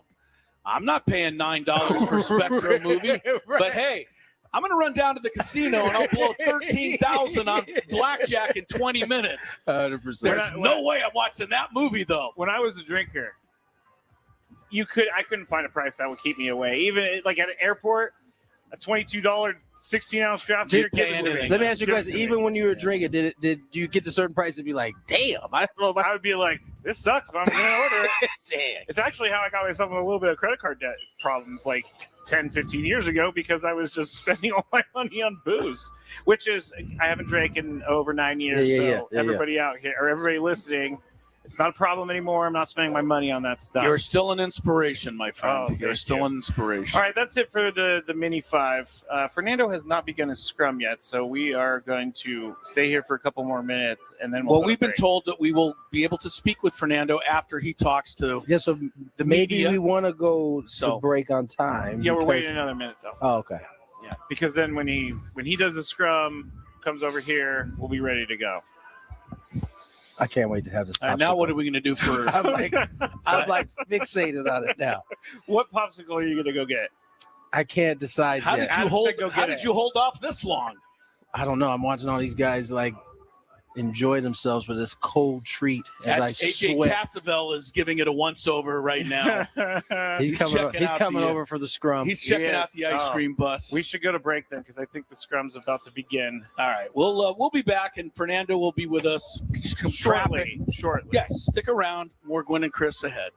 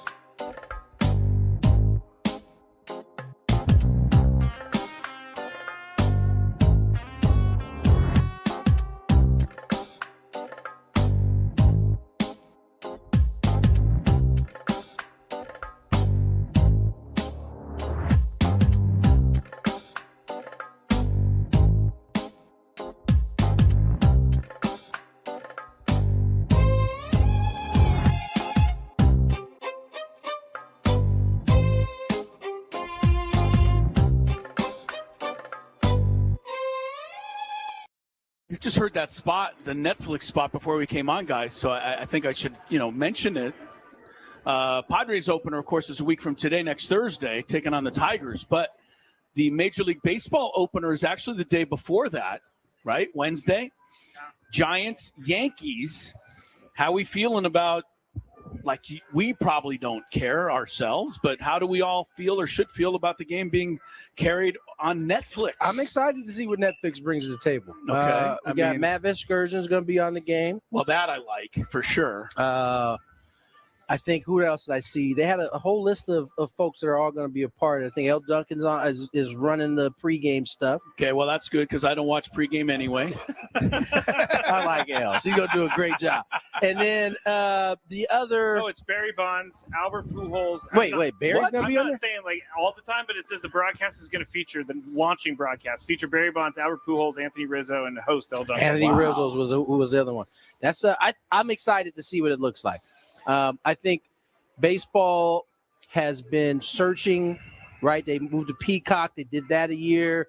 Roku was last, or maybe 2 years ago. Don probably still is getting threats. The Sunday morning games are the ones those are the Roku ones. It was Peacock first, and then Roku. But we didn't like the Roku games, I thought, because we liked Peacock, though. I thought. Yeah. Or was it the Apple games that we liked? See, they've bounced around. They've been on a few, right? Well, the Apple games are here to stay, and I think they got really good HD. I love their and this is their graphics are simple, but they pop. I enjoy theirs. But I'm looking forward to Netflix, to answer your question. Okay, so I think most of us have Netflix. That's not fair. Most of the people in our world, the media world, the sports crazy people, we've all got kind of Netflix now. How else do I watch Love is Blind? What I'm saying, though, is does this not leave a lot of people out, though, who are not Netflix now? And is that anymore. Okay? We don't care? Shouldn't we care? I think they have wisened to what the NFL does, which is we'll make it, you will come. You will find it. You will find it. Okay. And I think, Netflix is a safe one. It's not. It's the safest Prime of them all. Video. Right. It's not the Peacock. safest. Like, they can make that change and feel like a lot of people are still going to see it because Netflix is one of the most popular streaming. And here's why. They have over 325 million paid subscribers globally. And the one thing with Netflix, it may block out certain countries, but the one thing with Netflix, what they're broadcasting, you can everybody find can anywhere. see, unless your country blocks it or whatever. All right. So secondly, because you've got Netflix now in the group, we already talked about you got Apple Friday nights, you got Roku Sunday mornings, you got whatever's. Does ESPN even do Sunday Night Baseball anymore? I heard something about them giving that up. No, it's NBC now. Or NBC. Okay. NBC got their hands a little bit in everything now. Well, the reason I'm saying this is because the NBA has taken, even from Charles Barkley himself, criticism of being on so many different platforms that nobody can seemingly find the games. Well, Charles is old, so I don't expect him to be able to find. And I love Charles. I love that whole group. But he oftentimes speaks from his own experience. And being that Charles is like, what, 70s? He's not 70s. Is he younger than my pops would be? Charles played at Auburn in mid 80s, so I'm going to say about I don't think so. He's in his 60s, early 60s. I don't know that Charles is like. He's not hip to it. I don't think he's tracking down some of this stuff unless it's right on his at his fingertips. I will say, being older myself. I wasn't a shot at you either, by the way. I know certain. I know it wasn't, but I know certain NBA games are going to be on, like Lakers, Denver. Thank you. Yeah. All right, Chris is doing the shoe. Thank you, Skraby. Oh, it's Adam. It's Adam today taking his shot. I know. Everybody have fun. Everybody have fun at my expense. But I know when there's an NBA game on that I know is going to be on, I will go to the usual places. TNT. Nope. ESPN. Can't go there no nope. more. Yeah. Channel ABC. Nope. TBS. Nope. Spectrum. Nope. And I'm like, okay, that's it. I'm not watching the game. I went through the 6. I can't find it. I'm just not watching it. And then I'll find out, it was on, Prime or something last night. And I'm like, okay, well, I just didn't make it. So I guess there's some of that. It's a hard life. It is a hard life. You think I'm the only one that goes through these things? I don't. I'm speaking for a lot of people here. I don't. As much as you've made, what was that? As much as you've made progress with setting up the equipment and everything, He still got some some way ways to go. to go. He Yeah, still got some yeah. ways to go. What are you talking about? Yeah. You know why I don't like to watch it on the streaming, because you can't Yes, you can. Though. pass the commercials. You can't get rid of all the rigmarole. Everybody's looking at you. Some people just don't jive with technology. And I don't think Chris is one of those people, because Chris has obviously made some strides. But I'll give you an example today. My wife was she was trying to fix her phone for her mother. And, you know, with Apple phones and Apple devices, you just got to have it in the area, and then it kind of picks it up, which makes it like a one-step type deal. Okay. But the patience that you got to have for this stuff to pop up is sometimes out of certain people's reach. My wife got the phone. She was getting ready to we're getting ready to get the watch set up on it. And all she had to do was just, you know, it popped up on her phone. She's way ahead of me. She ends up like getting a little impatient, knocks that off. So now we got to go through an extra step to get Good for you, Mrs. Gwynn. And patience is a good thing. It's a great thing. Don't I you love ever forget technology, it. But I will lose my mind very easily on technology. When I You couldn't get lose on your the mind internet, when it's not technology. So this is when I couldn't get on the internet earlier, I almost threw my computer. I'm going to give everybody this, though. I'm going to give everybody this. This is something my wife has taught me that I don't take advantage of enough, and I'm going to invite everyone out there who is similar to me and does have issues with this stuff to remember this. The other day we were driving, it was just a Sunday drive, myself, my wife, the dog. We're going up the coast just to relax, top down, having a great day. The computer in the car just wigs out, and the screen goes blank. Wow. Now that's your music, it's your air conditioning, it's everything. If that screen goes blank, forget it, right? Forget about it. I pull the car over. I am pushing every button. Nothing's working. I try the old, let's turn the car off. Let's turn it on. Let's get out of the car. Let's just reset everything. Because getting out of the car is going to We tried it all. Anyway, nothing was working, and the screen stayed blank. My wife, very smart, went to YouTube, Googled, what do you do when the screen goes blank in your car? And, man, there's 10 videos of how to fix it. 10 million videos. Yeah, sure. And we fixed it. We pushed this, that, and the other. Came right and back. Off we went. Reboot it. I was So thinking good for my wife for having the calmness. Wherewithal. And the calmness to say, hey, let's just look it up. By the way, we're waiting for Fernando Tatis Jr. to do his media scrum, and as soon as he's done, he's coming over here. We may speak with David Morgan as well. That is good. But weren't you also the same guy who drove home from Peoria without any taillights and all that because your rental car had an electrical problem? Yes. But what was I supposed to do? It's 2 a.m. Where was I going to go get taillights? Good point, Scrape. I was either going home or stopping in the middle of Arizona. But that would be so scary, driving in the middle of the desert in the Hell night yeah. without lights. Especially that drive, too. Yeah. Up Yeah, those, there's 100%. zero lights out there. I was nervous the whole way, but we were making it home. I hear you. Chris is like, here, put my phone on the front of the car. Well, I don't know. Lori came through on that one, but I didn't realize there is a veritable, an encyclopedia of information if you just go to YouTube. YouTube is the greatest place on earth if you need to learn how to do something, Right. like in a hurry. And it'll teach you even the craziest thing. Oh, Mr. his Morgan. parents are going to be so happy right now. I don't know if he knows his parents are such big fans of the show. David Morgan. I think he knows. Do you know this? David Morgan's sitting down with us here at Padre Spring Training. Your parents actually text our producer, Mr. Skraby, often. Oh, really? Yes, they love the show, and they love when we say nice things about you, David So Morgan. maybe he didn't know. There's news to him, apparently. Yeah, so there you go. David, how are you, my friend? Fantastic. Thanks for having me. Spring is quickly coming to a close. How are you feeling? Last couple of hours has been pretty zipped up. Yeah, I feel really good. Yeah, I feel like I'm in a good spot. Getting back to competing, ready to go. Compare where you are this year's spring training to last year's spring training. It almost must feel a little night and day for you, kind of. Yeah. I mean, I wasn't even here. So that was a little bit different for sure. Yeah, it kind of feels weird to have not, been around these guys last year. I feel like Right. I've grown so close to all of them. So pretty cool to be here now and keep going. Now, knowing you were coming into spring training in a little bit different spot than you were last year, how did you get prepared for this spring?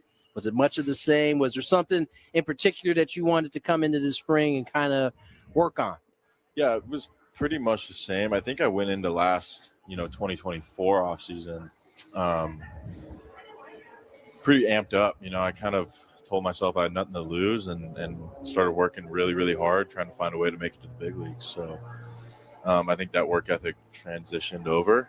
And, I came into this year just wanting to do it again, and show these guys that I can do it again and keep repeating what I'm doing.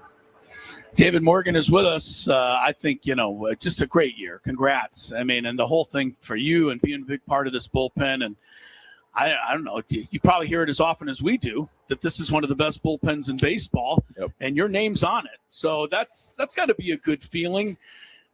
Did you have anything specific? Does Ruben Niebla send you to the offseason with a list of a few things? Or do you talk with him about a few things, or do you just kind of go off and figure it out? Yeah, he keeps up with us. The communication's really good. He's not going to give you a spreadsheet on everything you need to do. He knows that we're capable of handling our own business. So I think that's what makes our connection so good, is that he trusts us off the field.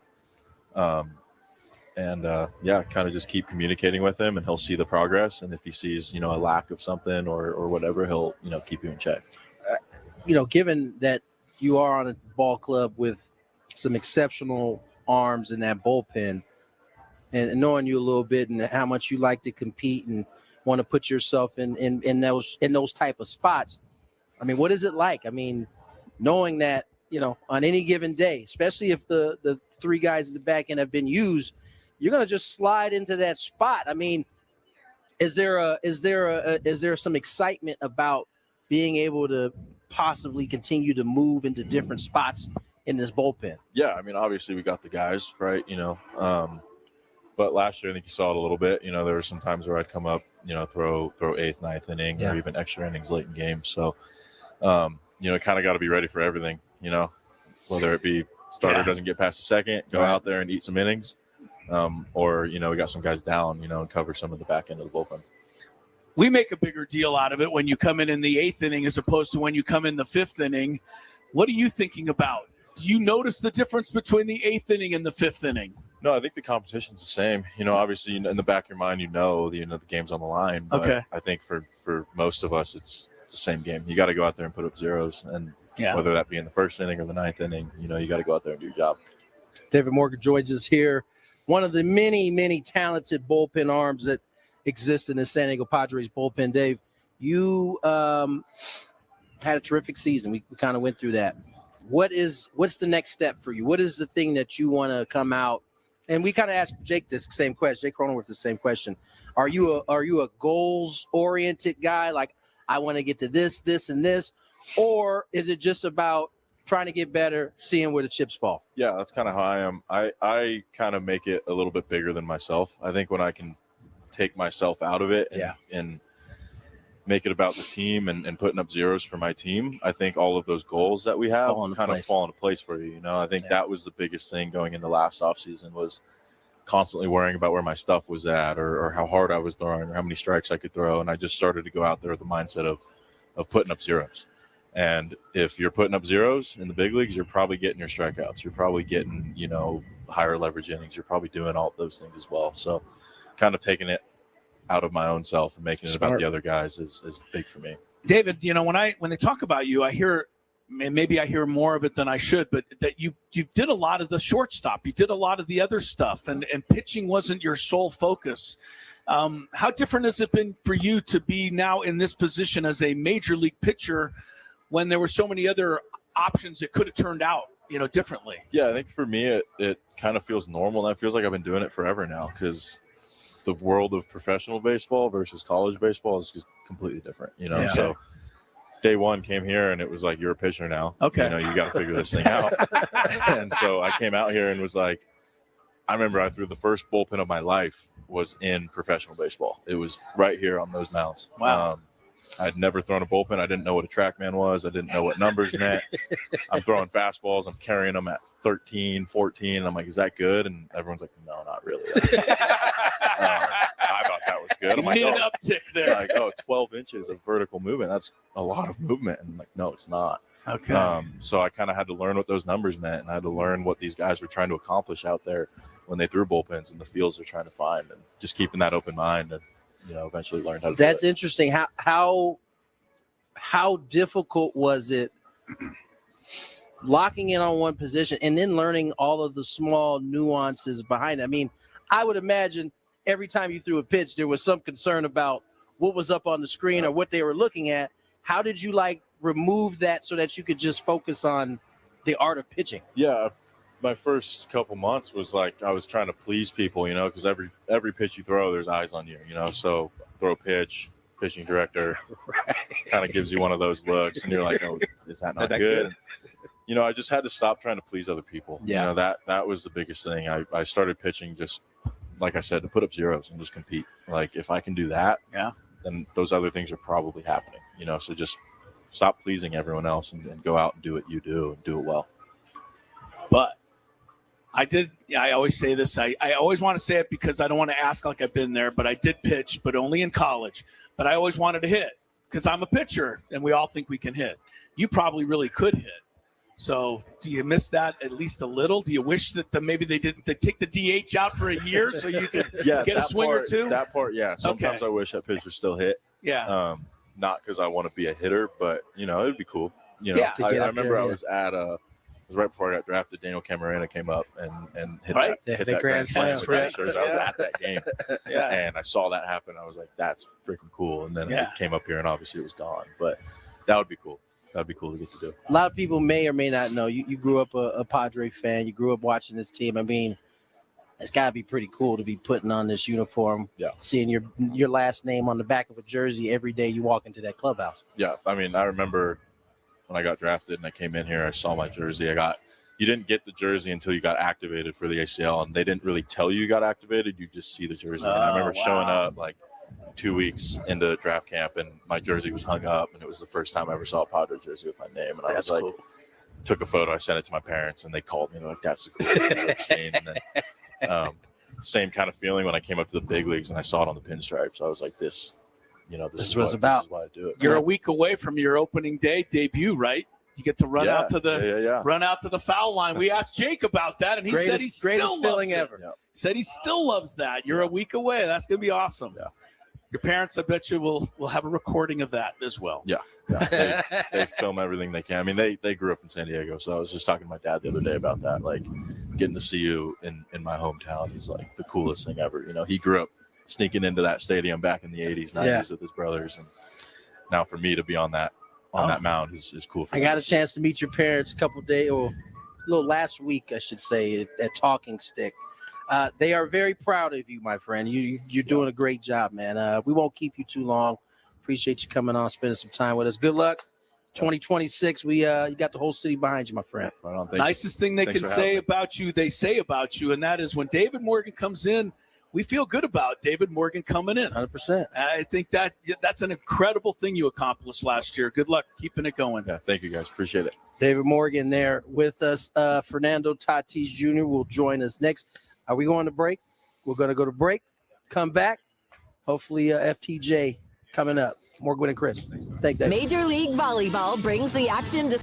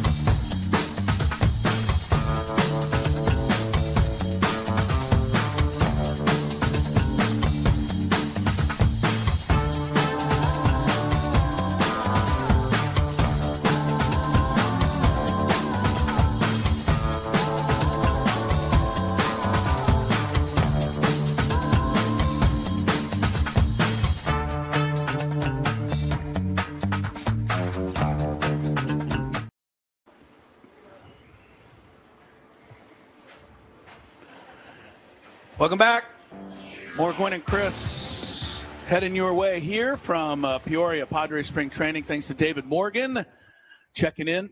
And Fernando Tatis Jr. heading over here shortly. Once Kevin Acee lets him go, we're going to get him on here. No kidding, man. Somebody tell Kevin Acee he's cutting into our time. He's holding Toddy up for like 15 minutes. I mean, Kevin Acee can talk to him anytime he wants to over there. There Toddy, he is. how are you, my friend? Very excited to sit down with Fernando. Oh, he hit the ice cream truck, I'm too. telling you, man, it's that kind of day. You got to hit up the ice cream truck. He hit the ice cream truck, it's the vibe. too. It's definitely the vibe. It is indeed. That looks Toddy, pretty how awesome. are you, my friend? I'm doing great. Myself. Doing well, man. How was your first experience in the WBC? You look like you had a good time. I had a great time. I had definitely a great time. Man, it was beautiful. Representing my country and playing next to so many great players, and the emotion that everybody brought and just, pulling our rope from the same direction, man, it was something really beautiful to be part of. What was the buzz down on the field like compared to, you've been in Petco for a great playoff game. I mean, was it pretty similar? It was pretty similar. We were just missing the drums, But, I mean, Petco Park, they know how to bring in those fans, so are definitely beautiful. They can make that stadium shake, and it was really similar. The only thing that we're chanting in Spanish. Yeah, right. You don't often get that feeling at that particular park in Miami during the regular season. You get it during that WBC. One thing is I know is you got to celebrate that with your family. Your mom was there. You got to play with your pops. What was that like, getting the chance to? I mean, I know you guys have shared the field in winter ball, but was it any different sharing it in that environment? I mean, such a way bigger stage, and being able to have my dad on my side, man, is different. It's definitely different, and he was all over me during the games. When I had a bad at bat, he looked at me like funny, like, man, what are you doing right there? But it's definitely somebody I can relate. It's somebody that's gonna tell me the truth right away and what he's seeing is wrong, and it's just different. Father and son. And we had created that relationship since winter ball, so we know how to kick it in during a baseball game. Yeah, we give the Tatises the nod over the Gwynns in the junior category. Sorry, Tony. I think that's fair. Hey, I think that's fair. This guy here. Hey, I got to ask you, because all the Padre fans, I think, want to know. I mean, you're on deck, right? Mason Miller's closing out the game. What was going through your mind? I know you had to want to come up there. We all wanted to see you come up. It was definitely something that the Padres fans deserve. But, man, I definitely wanted it, and Mason definitely also wanted it too, you know. It was going to be a great battle, and I know we're going to give the fans what they wanted, and that's what it's all about, bringing our talent and the best scenario, best case. And sad it couldn't happen, but both of us, we definitely wanted that situation. Fernando Tatis joins us here on Gwynn and Chris, and Fernando, you get to experience that. You're back here in camp. Obviously, you got about, 3-4 days to go before heading back to San Diego. I know you and I have talked in terms of your focus on what you're looking to do at the plate. What is your focus for these remaining 3-4 days as you try to – you're already ramped up. You've been playing 9-inning games for about a week now. Yeah, I'm definitely ramped up. But, man, just bring that same energy, and just play baseball the right way. And like you said, I'm in a good spot right now, so I'm ready for baseball season.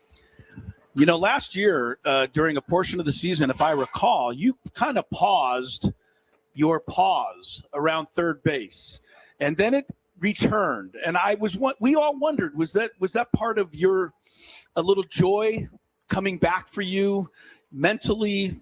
I think we were all happy to see you so happy as the season went on. Yeah. Just take us through that a little bit. Man, just having some feel for the game, especially not as an individual, but also as a team. And I don't want to be doing starter step, listen 7-1, Okay. Yeah, facts. It's just part of the game, just having this feel for the season, for the boys, knowing the situation.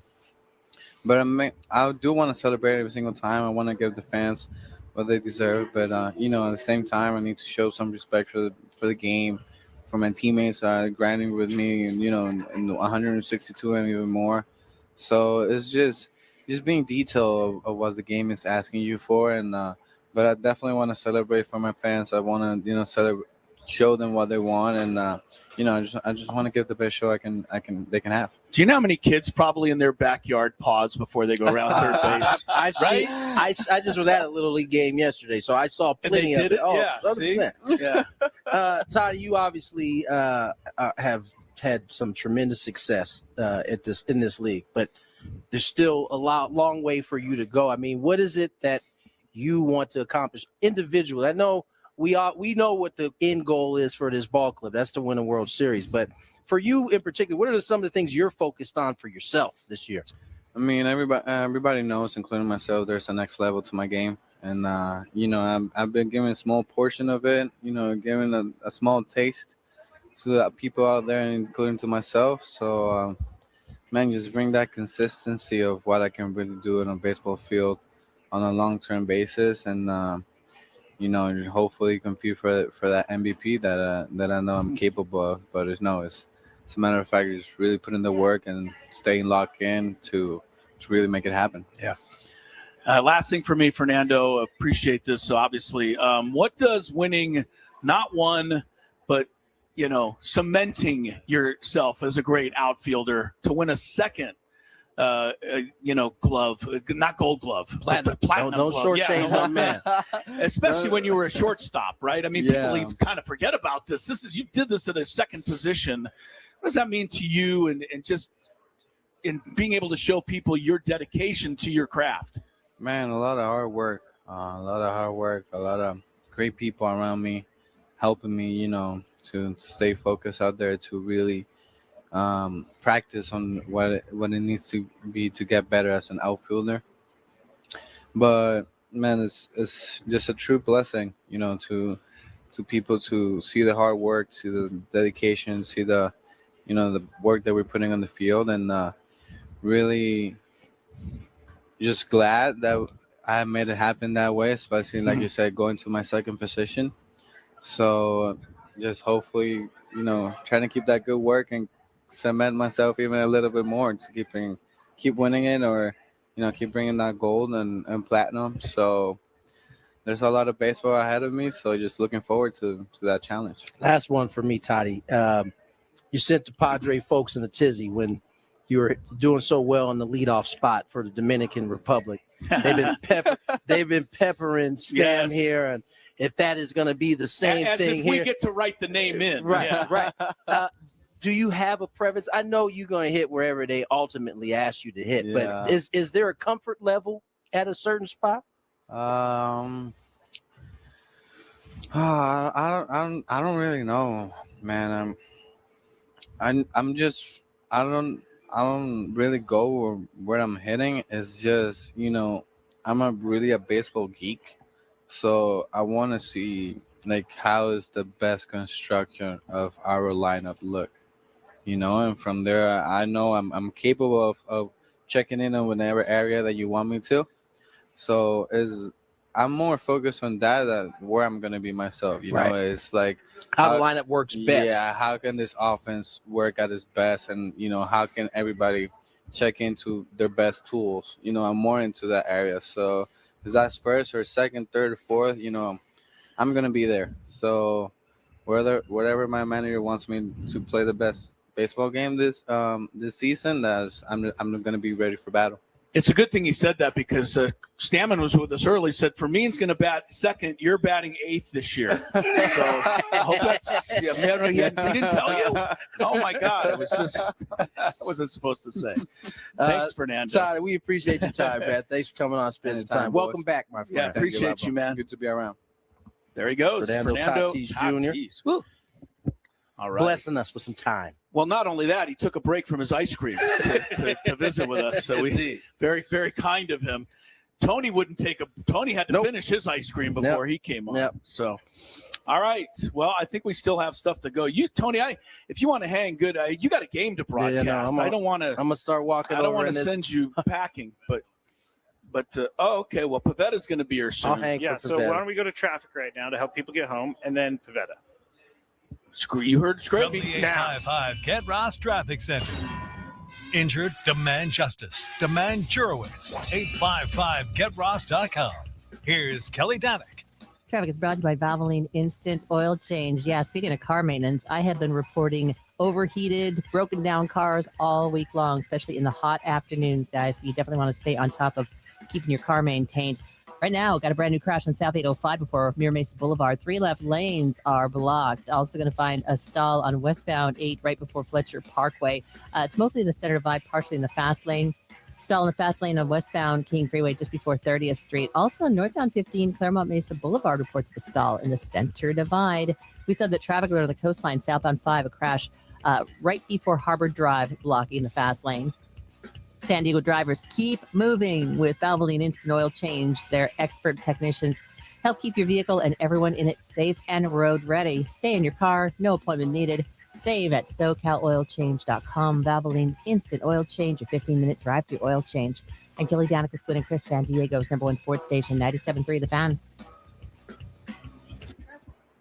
All right, we're back here in Peoria. Hopefully everybody get home okay. We appreciate Nick Paveta sitting and waiting here for a minute while we could get everybody home on the traffic. But a great pleasure to have you on. Nick Paveta from the Padres, thanks so much for joining us. How are things going for you? Other than being hotter than hell like the rest of us. Yeah, I can't wait to get out of this weather. This is crazy. I've never seen this. I mean, I was here last year. I don't think it got this hot. I didn't know it could get like this. Like it makes me miss Florida a little bit, but more excited to just get out of here and get ready for season play. Had a little slowdown during this process.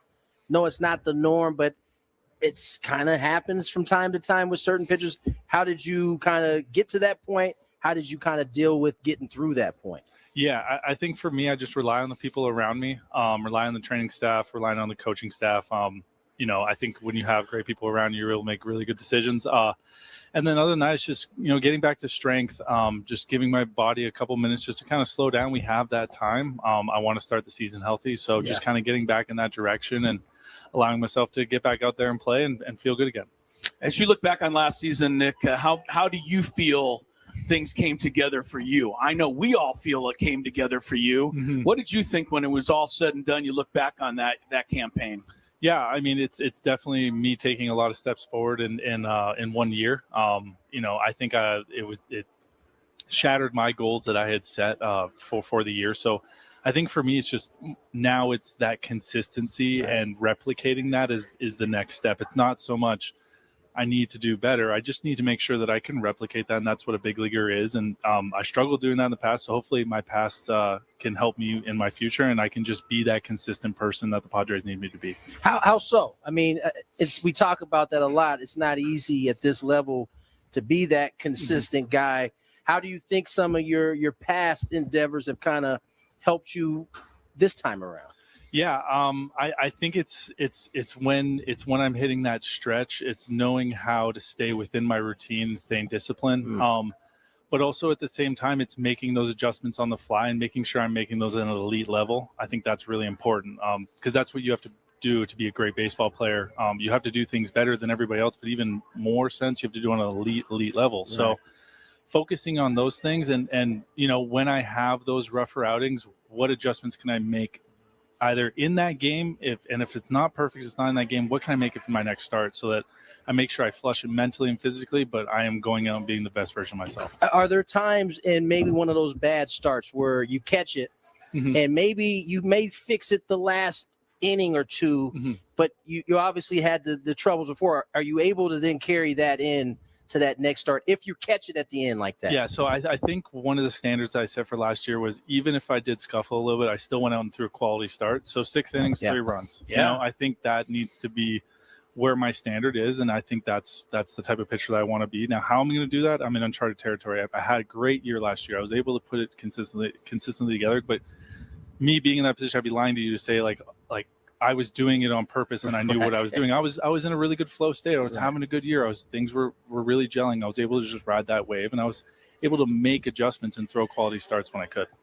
Can I tell you that I feel I'm a bit of an older school fan of baseball. I appreciate your attitude on the mound. Okay, thank you.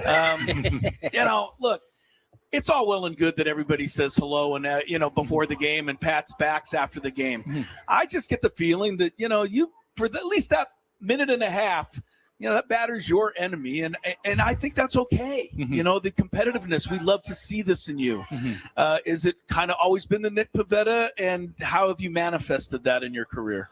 Yeah, for me, I've gotten to face a lot of great hitters in my life, and I love competing against that because that's what this sport is. It's competition. It's Right. me versus you, and if you're not having fun in those moments, testing yourself, then what's the point? For me personally? Like, I'm testing my skills against Shohei Ohtani or Mookie Betts or any of those guys, but even the guys that are in the order. The hitters are very good these days. What they can do with the bat, how they have their approach, what numbers they're getting, what scouting report they're getting on me. So the level has just gotten so high, and so any little mistake is one way or the other. So I just enjoy the raw competition, the passion, and then I think you also have the best part too is that you're playing in front of fans that care and are enjoying the game, and they're taking time out of their day to come see us, and I want to make sure that I'm going out there the best I possibly can every single day, because it's moments in their life, moments in my life, and I just want to make sure that I'm putting on a good show at the same time and doing the right things, and then I want to win too. And got to be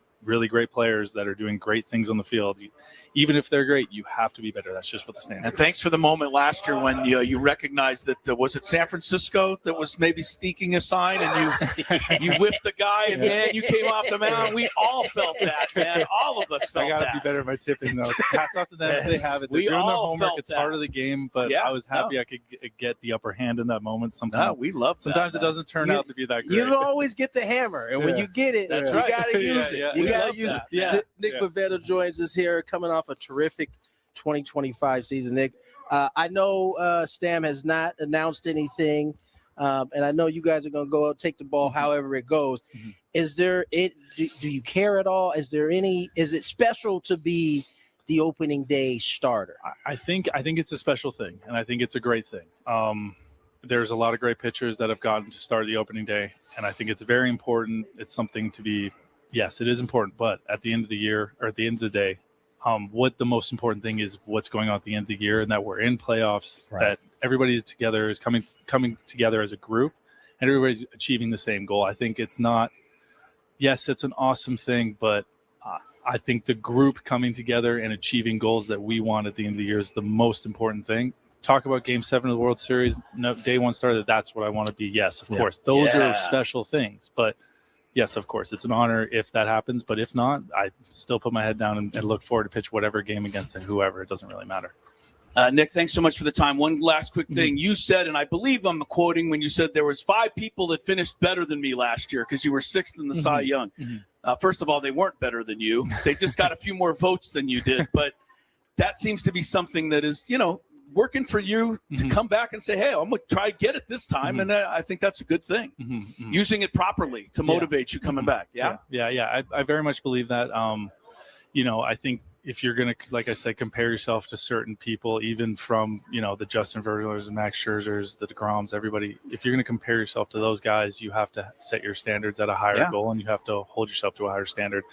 It's easy to say, yes, I did great. And I was very proud of how I did, but trying not to get too complacent, because what is it? It was 16 weeks ago, and now here we are again. And here we go. We're getting ready No 5 one days. cares. Exactly. So, and like I said, I think for me, the team goal, when the team's doing good, everybody else is doing good as well. That's the biggest thing. The team's doing good, everybody else is doing good, and everything else will settle in place. I think that's the more focus there. You don't focus on everything that happened, the other guys, what's going on. It's, did I go out, quality start? Did we get a win? Is everybody happy? That's cool. That makes me really happy at night. Boom. Yeah, great, Nick. Hey, thanks for last season, and here's to doing it again in 26. Yeah, appreciate you stopping by. Thanks for your time. Appreciate you guys. Okay. Nick Try to Paveta. cool off a little. Nick Very Paveta. Always fun to catch up with him. A healthy season this year. We are going to get to break. More Gwynn and Chris on the other side. Did you know about 1 in 3 people with plaque psoriasis may also develop psoriatic arthritis, which causes joint pain, stiffness, and swelling? Does this sound like you? And before they try, what is the heat index they're facing? Do we know? Or? Well, you could look up the Scoville on a ghost pepper. Yeah. It's one of the world's hottest. There's a couple of hotters. Scoville's the measurement unit. The X pepper and all of that. Thanks for the education, because I did not know. I've allowed milk and bread, but if I was asked, tell us the actual rules of this. Like the rule is, see if you can do it. I guess you guys alternate spoonfuls until one of you can't. One of you can't do it anymore. Yeah. That's not happening. Until you can't do it anymore. I will take one. The winner, Skraby, has a jar of a couple of my jars. I think they both are winners if they pass this. I hate to winners. say, yeah. Yeah, of course. There will be no back and forth. There will be one spoonful. Now, this is the one that he has right now. The 38?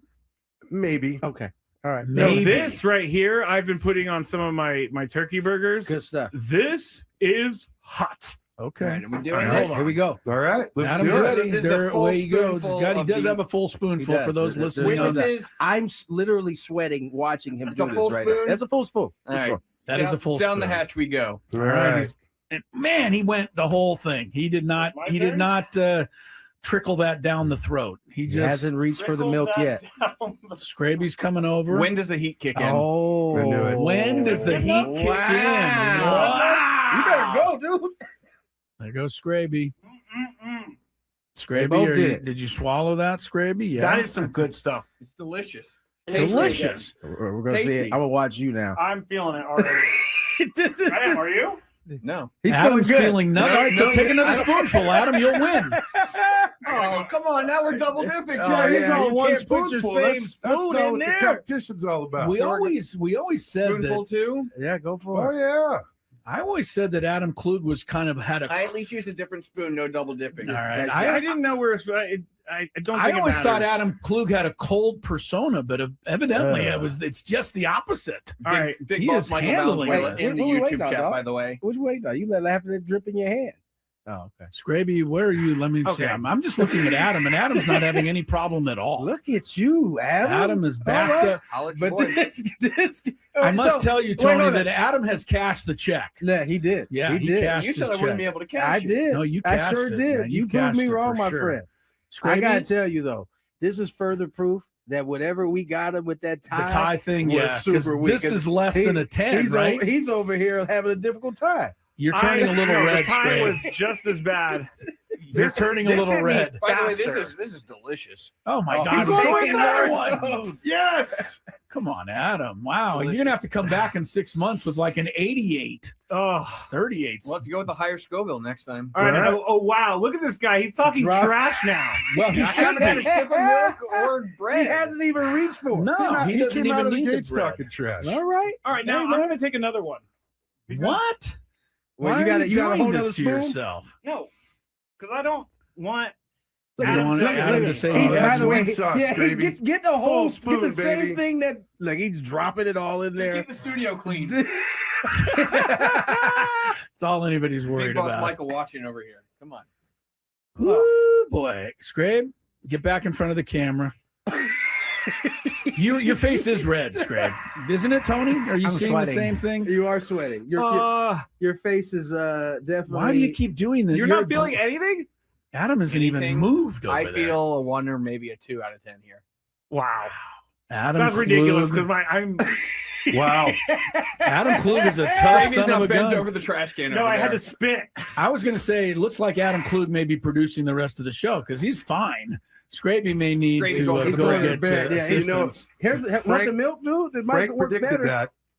No. Oh, did he? Frank Scraby's having predicted that. bread. Oh yeah, that Adam would just cruise through this with Frank no problem. predicted this. He did. Frank on the last show. I said know you Adam had would it have like no that. problem. He did. I got a newfound respect from Tony Gwynn Jr. Yes, here. you do. So- all right. So Skraby has the prizes for you, Adam. You have one, a jar of the ghost You can pepper have as much of salsa this as you want at all and times. the Yeah. Mr. Lane's Roasty 38 chili powder. You should let me have that chili powder though. I think I do. I think I would do more damage. Started with off this. giving me the mild.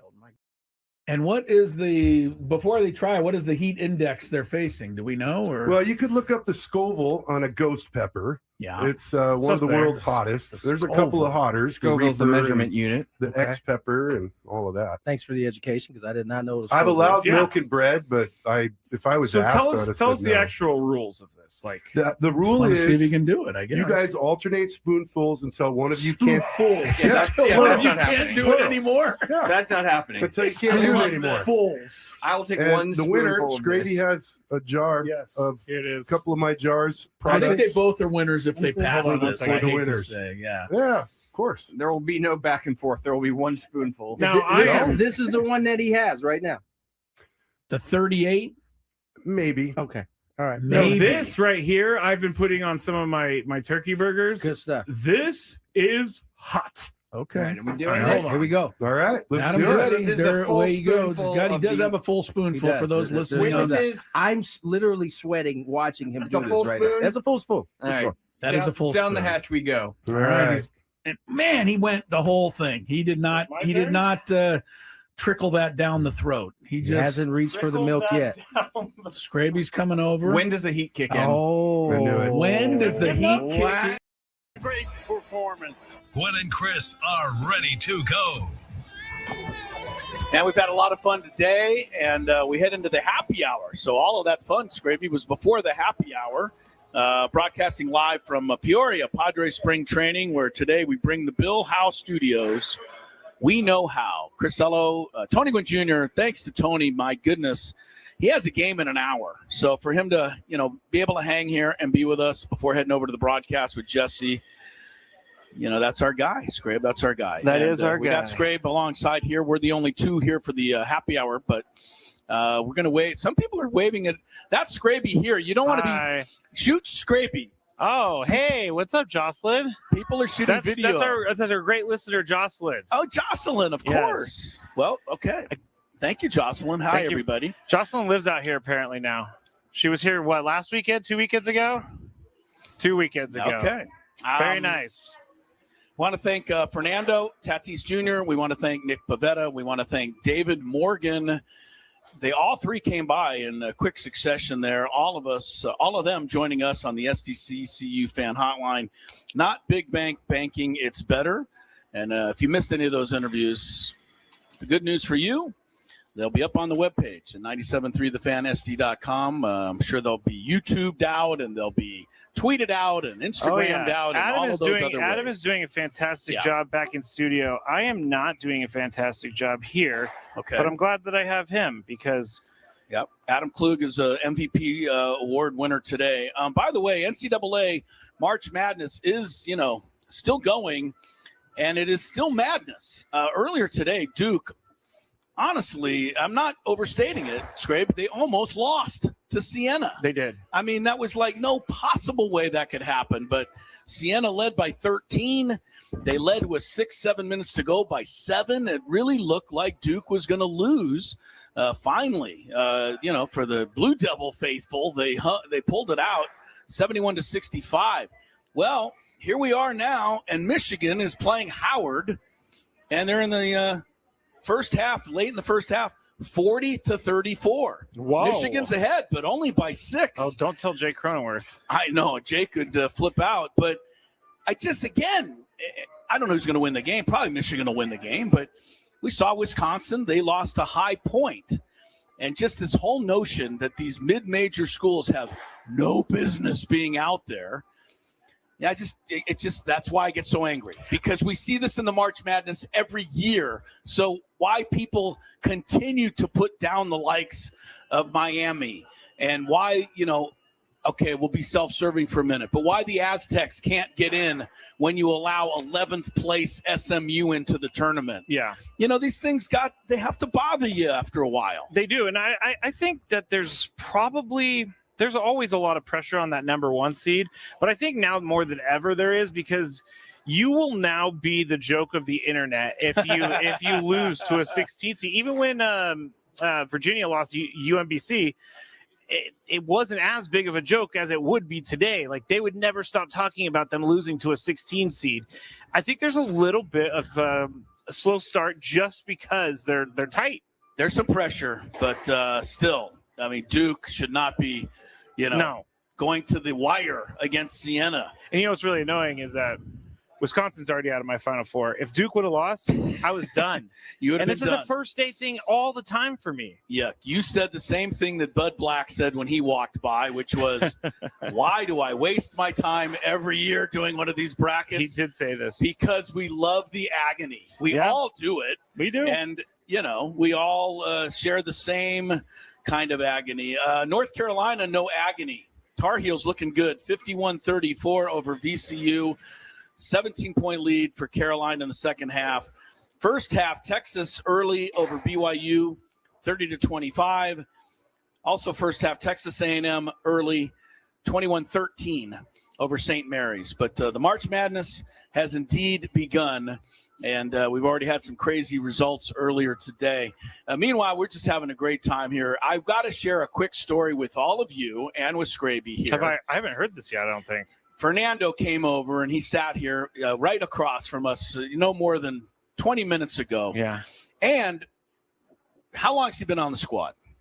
6 years? 7? Yeah, 7 years. So pretty much the same amount of time we've all been doing the show. True. We've talked to him. We've had him on a phone. I've never sat right across from him and done an interview with Fernando, and so it's exciting and fun. And he was great, and he was gracious, but I had a moment. What do you mean? I had one of those scarier than you-know-what moments. You forgot your question? I wanted to ask him about winning the platinum glove for the second time, but I forgot what the hell it was called halfway through my question. You smoothed it over because then Tony immediately went platinum. I was like, Fernando, it's incredible. You won that gold glove thing, and then you won the thing again. That hunk of metal. Right. And I was thinking, silver award? No, it's not the silver. And all of these things are going through my head like, oh, my God, I can't think of what it's called. I did see the malfunction going on in the brain. Yeah. Tony saved me by going, platinum glove. Like, yeah, that's what I meant all along. Thank you, Tony. Of course, platinum glove. Yeah, I had it all along. But that's one of our, people think about it that whatever job you have that one, a nightmare scenario. Oh, bleep moment. Or just that scenario where you get lost and you can't find your way. Those nightmares that you can't get out of. Yeah. Uh-huh. Well, that's our nightmare as a question asker, is that you forget the question halfway in the middle of it. Oh, my goodness, Chris. I have done that. I mean, obviously, it all happens to everyone, even though you have the question right here. Yeah. And then you go and reset and say, like, this person joins us on the SDCC fan hotline. I don't know what I was about to ask. Forgot totally what I was going to say. And then everybody is waiting for you. The second I opened my mouth to ask him the question, the last thing I said was to myself was, okay, I'm going to ask him about the platinum glove. Hey, Fernando, when you won that gold, and then I forgot what it was. It's okay. That's not the worst thing you could forget. Just so everybody knows, it happens to all of us, these moments out there. But that's not the worst thing you can. No, it's not the worst thing, but it's still, you'd like to. Let's try to get back on track, I think. All right, let's get back on track. Quick timeout. Sports, a traffic update. And then Gwynn and Chris sailing along till 6. Don't go anywhere. We still may sneak another Padre interview or two in from Peoria on 97.3 The Fan. All right, it's time for the Beaver Nuggets. So the story is somehow Buc-ee's got brought up. I think Frank brought it up. Yes. And it's a rest stop / mall / entertainment zone, super center. And someone said on the chat yesterday that they have like 100. They went to one with like 100 gas pumps, which is a lot, I guess. But while we were talking about this, Sam Levitt was in New York listening, and he goes, "Put me on, put me on, put me on." And so we put him on, and he's talking about how much he loves Buc-ee's. And so we got into the conversation, and it ended up being about the Beaver Nuggets. And so I had to order them because I find the name Beaver Nuggets very gross. I find it gross. But we're going to go with this. It's kind of like a Cheeto / a corn pop. It's like a cheese doodle. A cheese doodle. And we're going to eat them right now. I don't think these are bad, but here we go.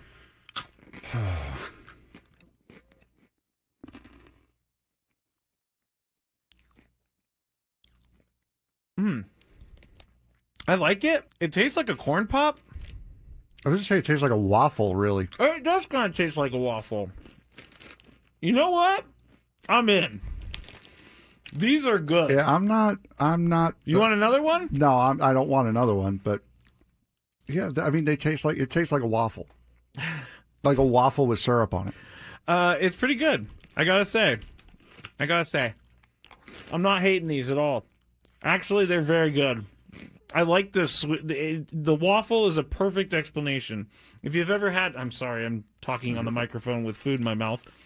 But if you've ever had a what is it? A Lay's potato chip that's waffle flavor. It's kind of like that. Sad Fryer says, "Are they cheesy?" No, they're not cheesy at all. Actually, they're sweet. No, it's like a hard waffle with syrup on it, with dried encrusted syrup on it. Now I don't exactly know what the puff is. It could be just fake something. Most likely. I mean, it's like caramel a little bit too. All right, I gotta stop eating these because I will eat the whole bag. I love these things. I'm gonna leave them here though because I will eat this if I go home. It's just gonna be a bunch of beaver nuggets in my bed as I sleepwalk or something like that. All right, it's time for the beaver nuggets. So the story is somehow Buc-ee's got brought up. I think Frank brought it up. Yes. And it's a rest stop / mall / entertainment zone, super center. And someone said on the chat yesterday that they have like 100. They went to one with like 100 gas pumps, which is a lot, I guess. But while we were talking about this, Sam Levitt was in New York listening, and he goes, "Put me on, put me on, put me on." And so we put him on, and he's talking about how much he loves Buc-ee's. And so we got into the conversation, and it ended up being about the beaver nuggets. And so I had to order them because I find the name beaver nuggets very gross. I find it gross. But we're going to go with this. It's kind of like a Cheeto / a corn pop. It's like a cheese doodle. A cheese doodle. And we're going to eat them right now. I don't think these are bad, but here we go.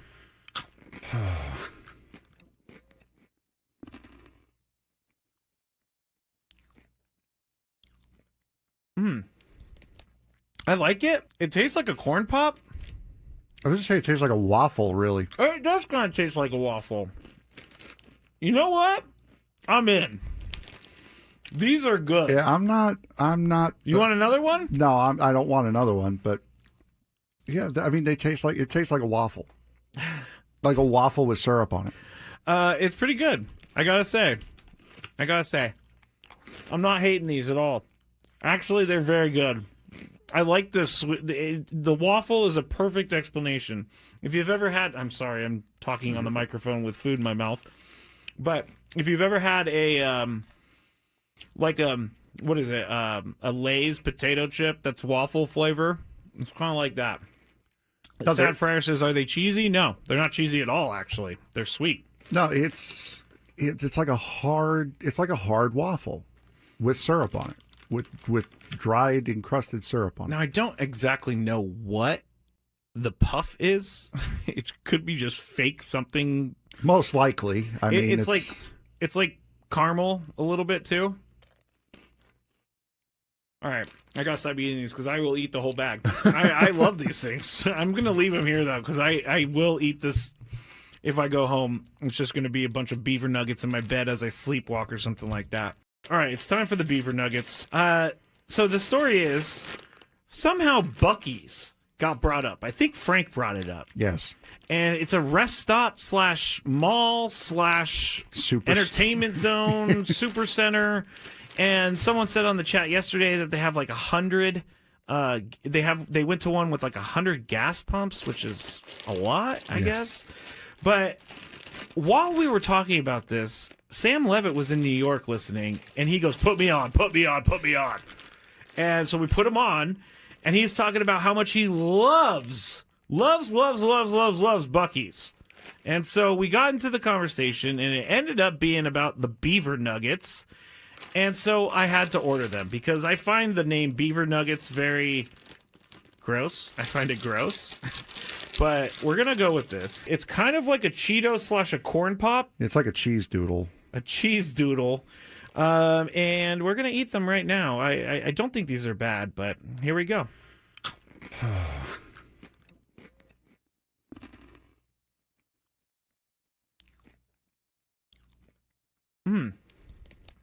I like it. It tastes like a corn pop. I was going to say it tastes like a waffle, really. It does kind of taste like a waffle.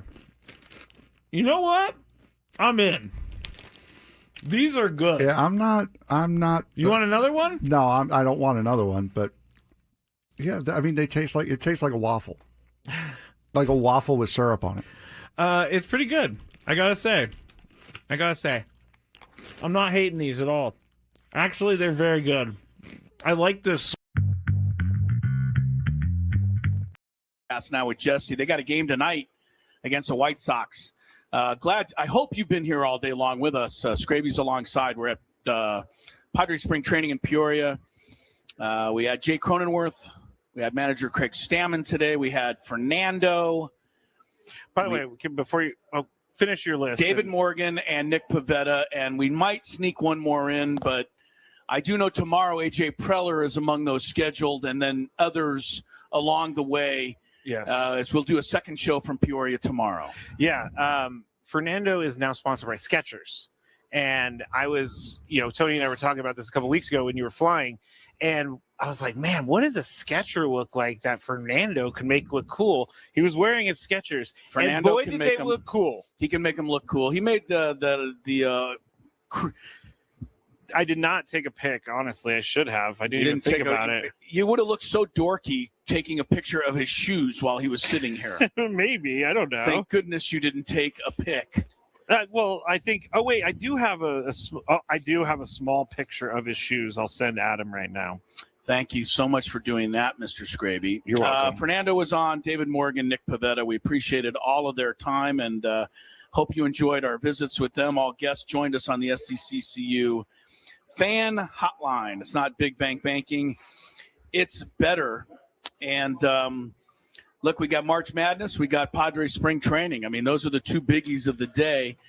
There isn't a whole, look, we talked SDFC a little earlier. I didn't get into this a lot. Scrape, did you watch it? I mean, we're here, so I don't know.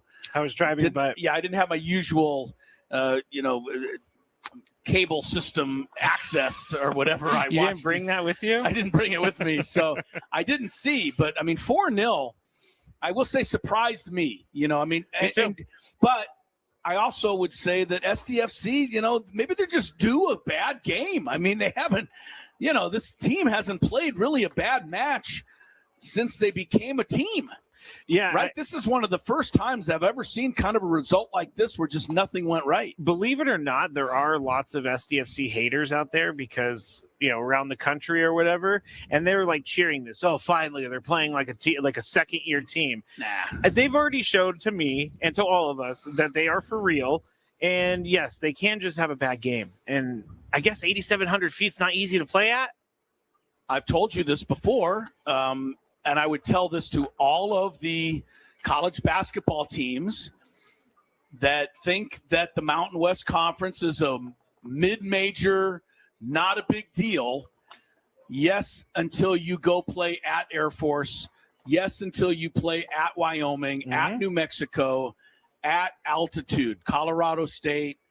It matters. Yeah, it does. And especially if you're not used to it. And, I'm not blaming only altitude on 4-0. No. I just think it was one of those nights, obviously SDFC did not have its good night. And, Toluca had a lot to defend. Their honor. Remember the first match, the SDFC beat them being down 2 men. Yeah, that's true. I would say the folks in Toluca were probably pretty critical of that. I would also guess that the environment is so much different for a home game for Toluca. You're in Mexico, playing an important game. But I think that's part of soccer, too. I think these guys sign up for that. They know that soccer's international and people and fans are crazy. I really think it was just a bad night, and I'm willing to give SDFC a bad night. Me too. They just haven't had any bad nights since they became a franchise. And I think the good news for them, right, you go right back to MLS. Sunday night, you got Salt Lake. Real Salt Lake Sunday. And, you get right back on the winning beam, hopefully, there. Okay, now about this NFL story. Yes. Is this a story or is this a fugazi? Going to tell you the story, and you decide how much of a fugazi you think this is. But I will say, if there's some legs to this story, this could change the Raiders as we know them forever. That would be crazy. But apparently, we just got this in the last break. NFL owners are scheduled to vote on a Raiders succession plan that gives Silver Lake co-chief executive officer Egan Durbin the option to purchase a majority stake in the team from longtime owner Mark Davis. Now, sources close to Davis say he has no intention of selling his majority stake, but the vote would mean that if and when Davis or his heirs did decide to sell, Durbin, a limited partner, would have the option to buy the club. Owners would then have to approve them, blah, blah, blah, blah, blah. Four sources who, with knowledge of the situation, said that owners will also vote on Davis selling roughly 7% of the team to Durbin and another limited partner. Basically, what this looks like is they're trying to force out Mark Davis. Yeah, that's what I'm asking, because I don't know if you can make quite the leap that they're totally trying to face him out. They're giving him a choice. They're giving him a choice. Like, do you want to quit or do you want to be fired? There's something to this. There's no question. But I think at the moment, the farthest you can go is NFL owners are finding the person. And what's this guy's name? Durbin? Durbin, yeah. Mr. Durbin. They're going to go ahead. They're going to make sure he's the right guy to take over. They're going to have somebody in place to be the new majority of the Raiders. Yep. So that the second they're able to get Mark Davis either out of there or convince Mark Davis to get out of there, there will be no hesitation. There will be somebody ready right away to step in. And yeah, why would they go through all of that? Because they know something's up or they want something to happen. Right, unless they expect something can happen. So I do think that I think you're overstating it, not you, but in general, you'd be overstating it to say they're trying to force Mark Davis out. But I don't think it's incorrect to say that there's something here. There's something here, and I wonder how much Tom Brady's involved in this. It seems like Tom Brady is bordering on one of those guys who's meddling in too much. And if Tom Brady walks in and says, hey, I want him gone to a bunch of NFL owners, they're going to do what Tom Brady wants. I want him gone as in Mark Davis gone? Yeah. And this is like maybe a loophole, and you put some pressure on him to sell the franchise, and now you get this guy in play. Now you have a you're dragging Tom Brady into the story. His name is not mentioned anywhere in this. It's just mentioned that he bought some of it. Okay. Well, but he bought 5% of it. Yeah. His presence was supposed to invigorate the franchise. Instead, they went 4-13 and 3-14. Yeah. Well, look, and if you're Tom Brady, so now that you brought him up, I actually think it's fair to bring him up. If you're Tom Brady, what are you associated with more than anything else? And don't say Giselle or something stupid. I mean, you're winning? Yes. You're associated with winning championships, Super Bowls, the GOAT, the trophy, Vince Lombardi, the whole thing. That's Tom Brady. Well, for 2 years now, he's been associated with the worst team in football. I got to believe Tom Brady is sitting there going, this Mark Davis guy is an idiot. Yeah, you would think so. You would have to think so. Tom Brady has to be saying that. Tom Brady has to be going, if I can't get us to better than 4-13, something's wrong. But tell me if I'm wrong. Wasn't Tom Brady in charge of leading the charge for a new GM, for a new head coach, for scouting some of the players? Maybe it's possible Tom Brady, just as an owner, is Michael Jordan wasn't very good either. He's also, again, in too much. Focus yourself, Tom. Yeah. Focus yourself. I think this is an interesting story that bears watching. When there's smoke, there's fire. Right. And I think if you're a Raider fan anywhere, I know a bundle of them. You know a bundle of Raider fans? I do. A bundle, is that what we call them? Yeah, a few, a lot. I think Raider fans are going to be celebrating this news. I don't think there's too many Raider fans left out there that want to see Mark Davis going forward as owner of this franchise. The other thing I have a major problem with is that Al Davis is one of the major reasons the NFL is as popular as the NFL is, because he was someone who put the Raiders on the map. He was the red or the black and silver. John Madden, like you can't just force out the guy's son. I don't know. Yes, you can. Al Davis also sued the National Football League half dozen times. You think they're still holding a grudge on that? I don't think they'd mind forcing his son out. Adam just asked us if they force him out, did he do something wrong or is he incompetent? I'm going to say more of incompetence, but maybe he did do something, Adam, and maybe there's something to this now. But I'm going to go back to what we said. I don't think that they would do all this legwork to basically vet a new owner without there even being a reason to do it. I also think they love this guy because he is a private equity firm owner, and they want all of that money. Who, the new guy, Durbin? The new guy. Well, he's already an owner of the team, just not a majority owner. Right. But what they're saying is that he will become the majority owner, and we'll fast track it. Well, if we're watching one of those cable news channels, the big streaming line at the bottom of the screen now says, "Are Mark Davis's days numbered with the Raiders?" Yes. Answer? Potentially, yes is right. And then Mark Davis moving to Vegas. I mean, that would be some cold stuff to boot him out. More Gwynn and Chris coming up from Padres spring training in Peoria. Stick around.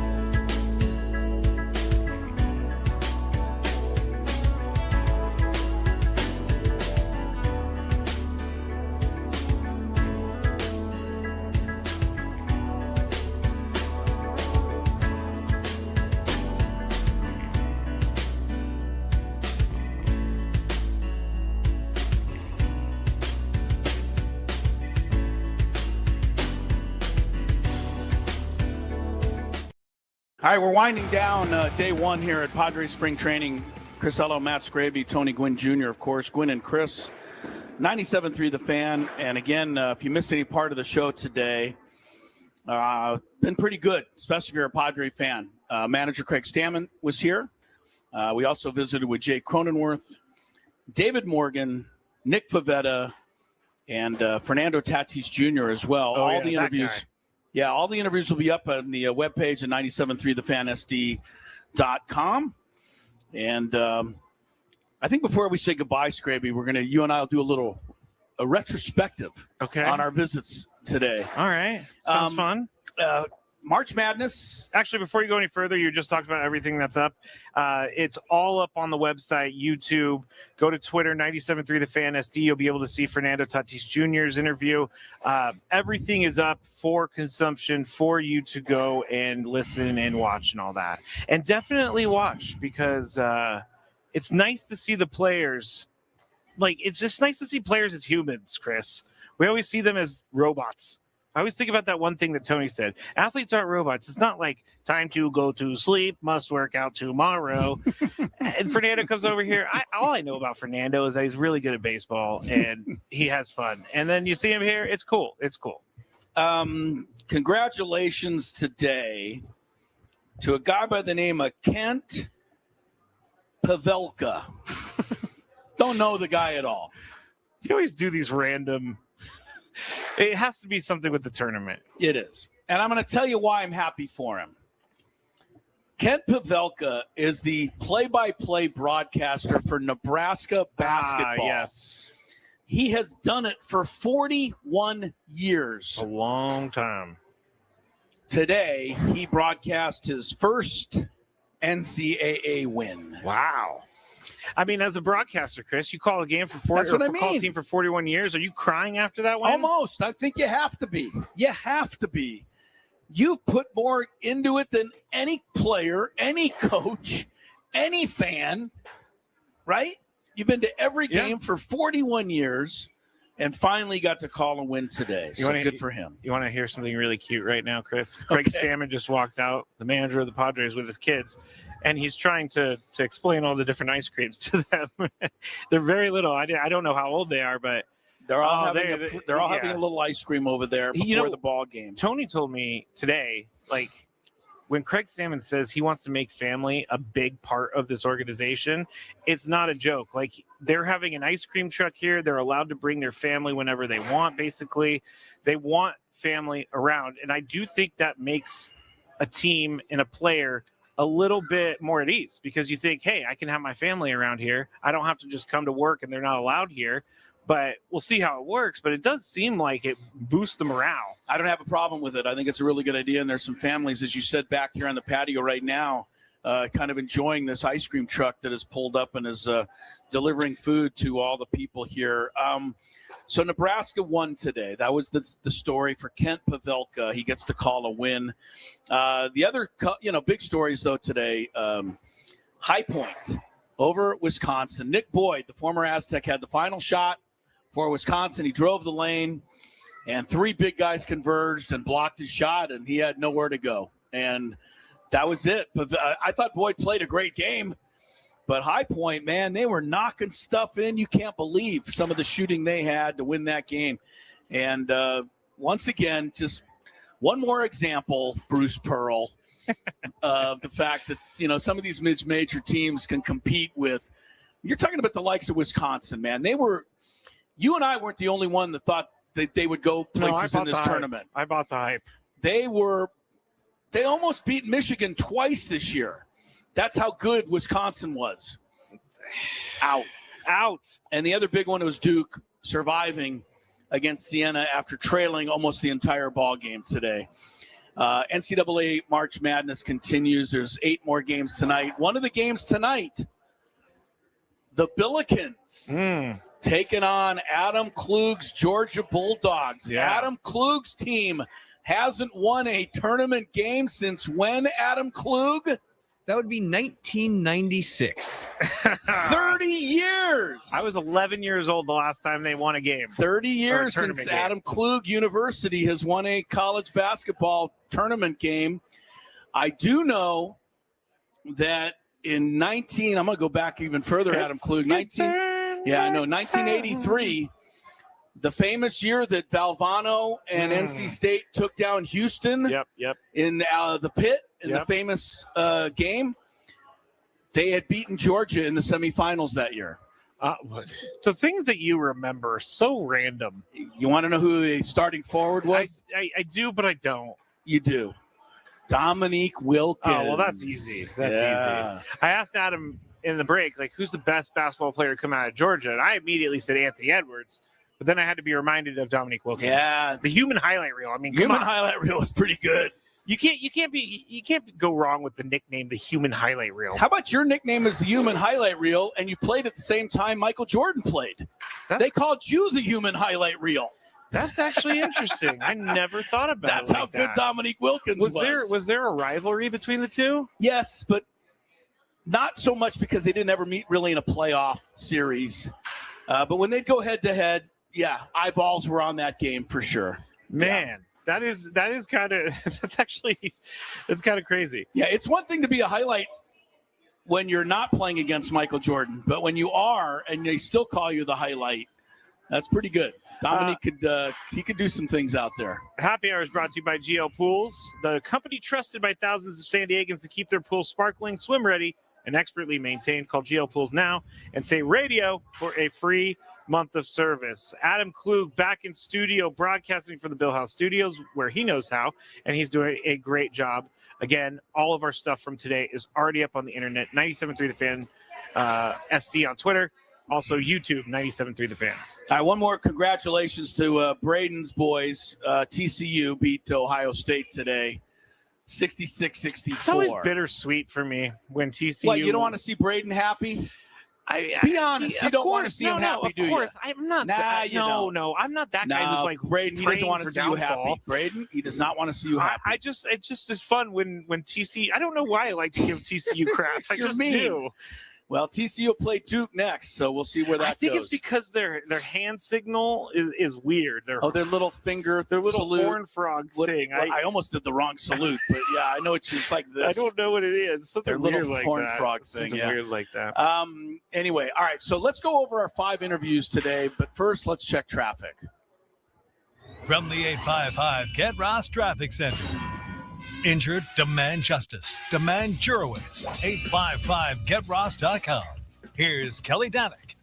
Traffic is brought to you by San Diego Law Firm, fighting for your sexual harassment rights at SDLF.com. Well, let's start with the good news first. Crash has cleared on the coastline south on 5 at Harbor Drive, so we are seeing an improvement in speeds there.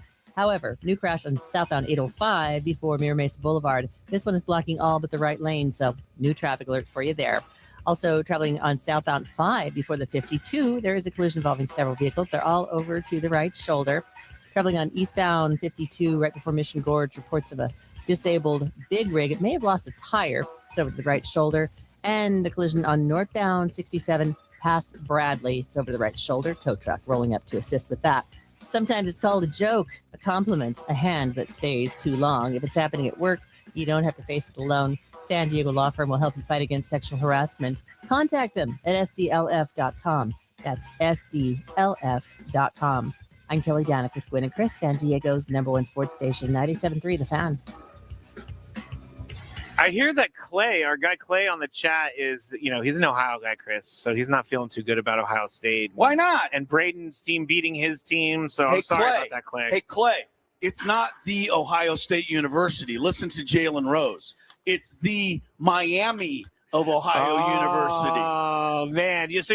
So you attack our faithful listener for liking Ohio State. Listen to listen to Jalen Rose. I did have this quote. This is a really good quote for somebody like me. Okay, and I'm going to read it to all of you. It's from Flynn Clayman.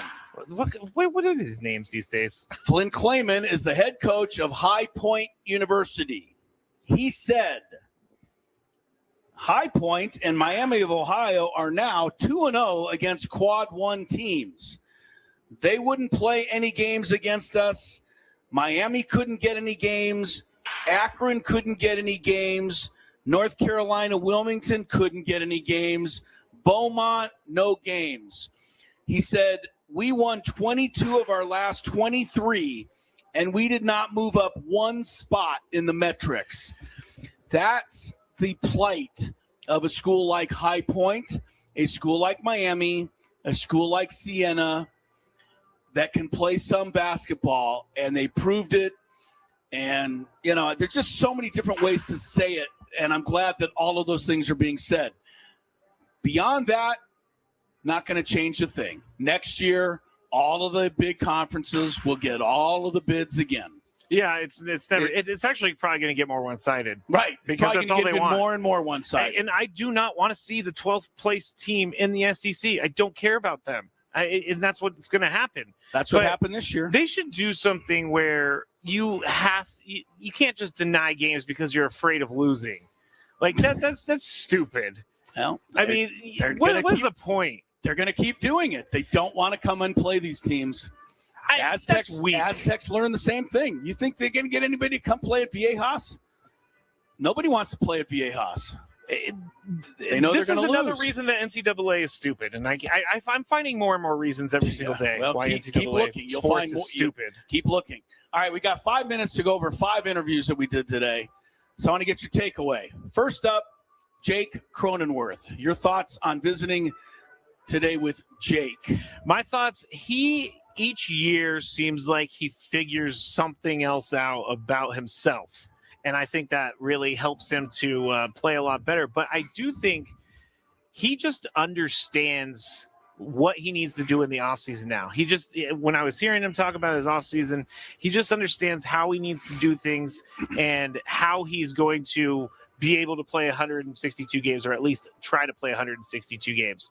But really, when I didn't learn this about him, I knew this about him, but he reinforced it. Extremely hard worker. And I'll say what I got from Jake today, extremely comfortable in his own skin. Yes, More so than I've ever seen him. Yeah. And I hope that when he and his wife, Brooke, have been married for 20 years, he thinks back to my advice I gave him today. What was the advice again? Absence makes the heart grow fonder. That's right. Because they have to spend time apart in their separate careers. I know that. That is actually probably pretty hard because he's all over the country with his team, and she's all over the country. I believe she still does White Sox sidelines, so she's all over the country. Yeah, well, they are able to see some of each other this spring training, and tonight the Padres play the White Sox. So, oh, great! All right. Secondly, our visit with Craig Stamman. Your take on that one? My take on Craig Stamman is that I've been saying this for a while, and so I'll continue it. But he just furthered this in my head. I think he can do this. I think that you don't have to have a ton of experience at the major league level as a manager anymore. And the other thing is, like you said in the interview, he puts his ego aside. And that also tells me that he gets it. And I think he's going to succeed just because of the person he is and the way he talks to his players and the way he played and the humbleness he has when he said he wasn't a very good player, things like that. Like, I think he is a leader that these guys are going to follow. The one thing I also, along with those things, I felt the same. But I will add to that, he was pretty quick to point out that he can be a hard ass. He did say, my kids saw it this morning. I don't mind seeing that because that, I believe, is some of the things that people, for better or worse, are being a little critical of him about. Like, will he be able to tell Manny Machado what's what? I've said this, and I made the example of when I was working, I had a friend or a coworker that was promoted to become my boss. It became really weird. Manny Machado and Craig Stamman were coworkers a few years ago. So my question, like you said, how is he going to have these tough conversations with people he used to be teammates with, and now he's their boss and friend?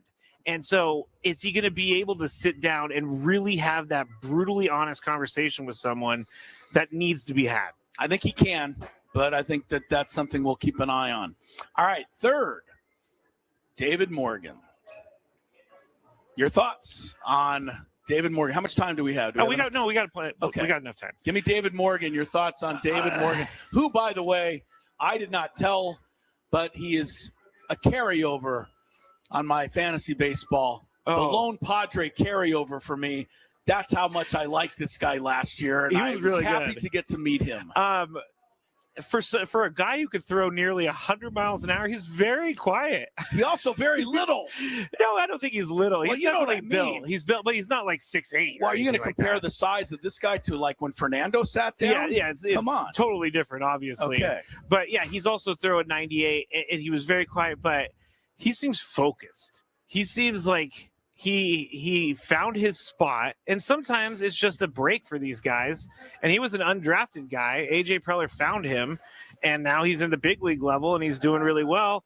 I think that he really understands that if he keeps working hard, he's going to be one of the better relief pitchers in baseball. I think he has a chance to be a 7-8 win and pick up, don't look now, but 6 or 7 saves. And I say that because they don't like to use Miller. They don't like to use the same guys every night. Mm-hmm. But Morgan can pitch the 9th inning in a game when somebody's idle, and he is a guy you trust. Yep. Had a great year last year. I hope it happens for him again. I thought you made a really good point during the interview when David Morgan comes in. We're like, all right, David Morgan's coming in. I like when he comes in. Yeah, we're not nervous. Let's hope that holds up for another year. All right, Fernando, your thoughts on our visit with Mr. Fernando today. It's amazing to me how he can be as calm and as peaceful as he is, and then as ruthless on a baseball field, because he is a completely different guy on the baseball field. But what I learned about him is each and every year, this is another thing about his maturity. Each and every year, I feel like he is more and more mature, and he gets it, and he knows that he's a leader of this team, and he knows that he is someone who is in front and center for the fan base. I don't remember a time where he was so willing to come over and just sit down. And that's because I've talked to people about this. He's kind of a shy guy, and he doesn't really like to have conversations with people he doesn't know, but that's not true anymore. So, and it's not like he wouldn't do those things before, but now, do you get what I'm saying? I'm kind of just rambling at this point. No, you're good. I do know what you're saying. I think if I knew Fernando better, I think I'd actually be willing to ask him and talk to him about how much he feels he himself has grown up over the last few years. Maybe that's an interview down the road. And I believe that that's a little what we're seeing. Yeah. I believe the Fernando that was riding dune buggies and injuring his wrist 3 summers ago or winters ago is not around anymore. I agree. There might be a little of that still there. But I still have that too. Everybody has that. He's grown up, and I think we're seeing it. And I think that's kind of what you're referring to. Yeah. I just think a more adult Fernando. And that also helps because... But still has a lot of kid in him because he really enjoyed that creamsicle. He chose the creamsicle. I do love a good creamsicle. I do too, but, he's allowed to have one. We're not. Tony was just laughing at me because I was like, man, I wish I could eat a creamsicle and not have to worry about it gaining weight. All right, we got to go. We got one more, though. I know. Give me Nick Paveta. One thing on Nick Paveta before we go. He's going to be a killer this year on the mound. I think he liked when I retold the story of him charging off the mound on that giant thing. I love it when he talks to himself behind the mound. When he has a fight with himself, it's great. All right. For Tony, Skraby, thanks to all the Padre people, Darren Feeney especially out here. And Devin and everyone who helped us. Adam. More of the same tomorrow for Adam Klug, Skraby, Tony, Crisello. So long from Peoria today. Thank you, everybody.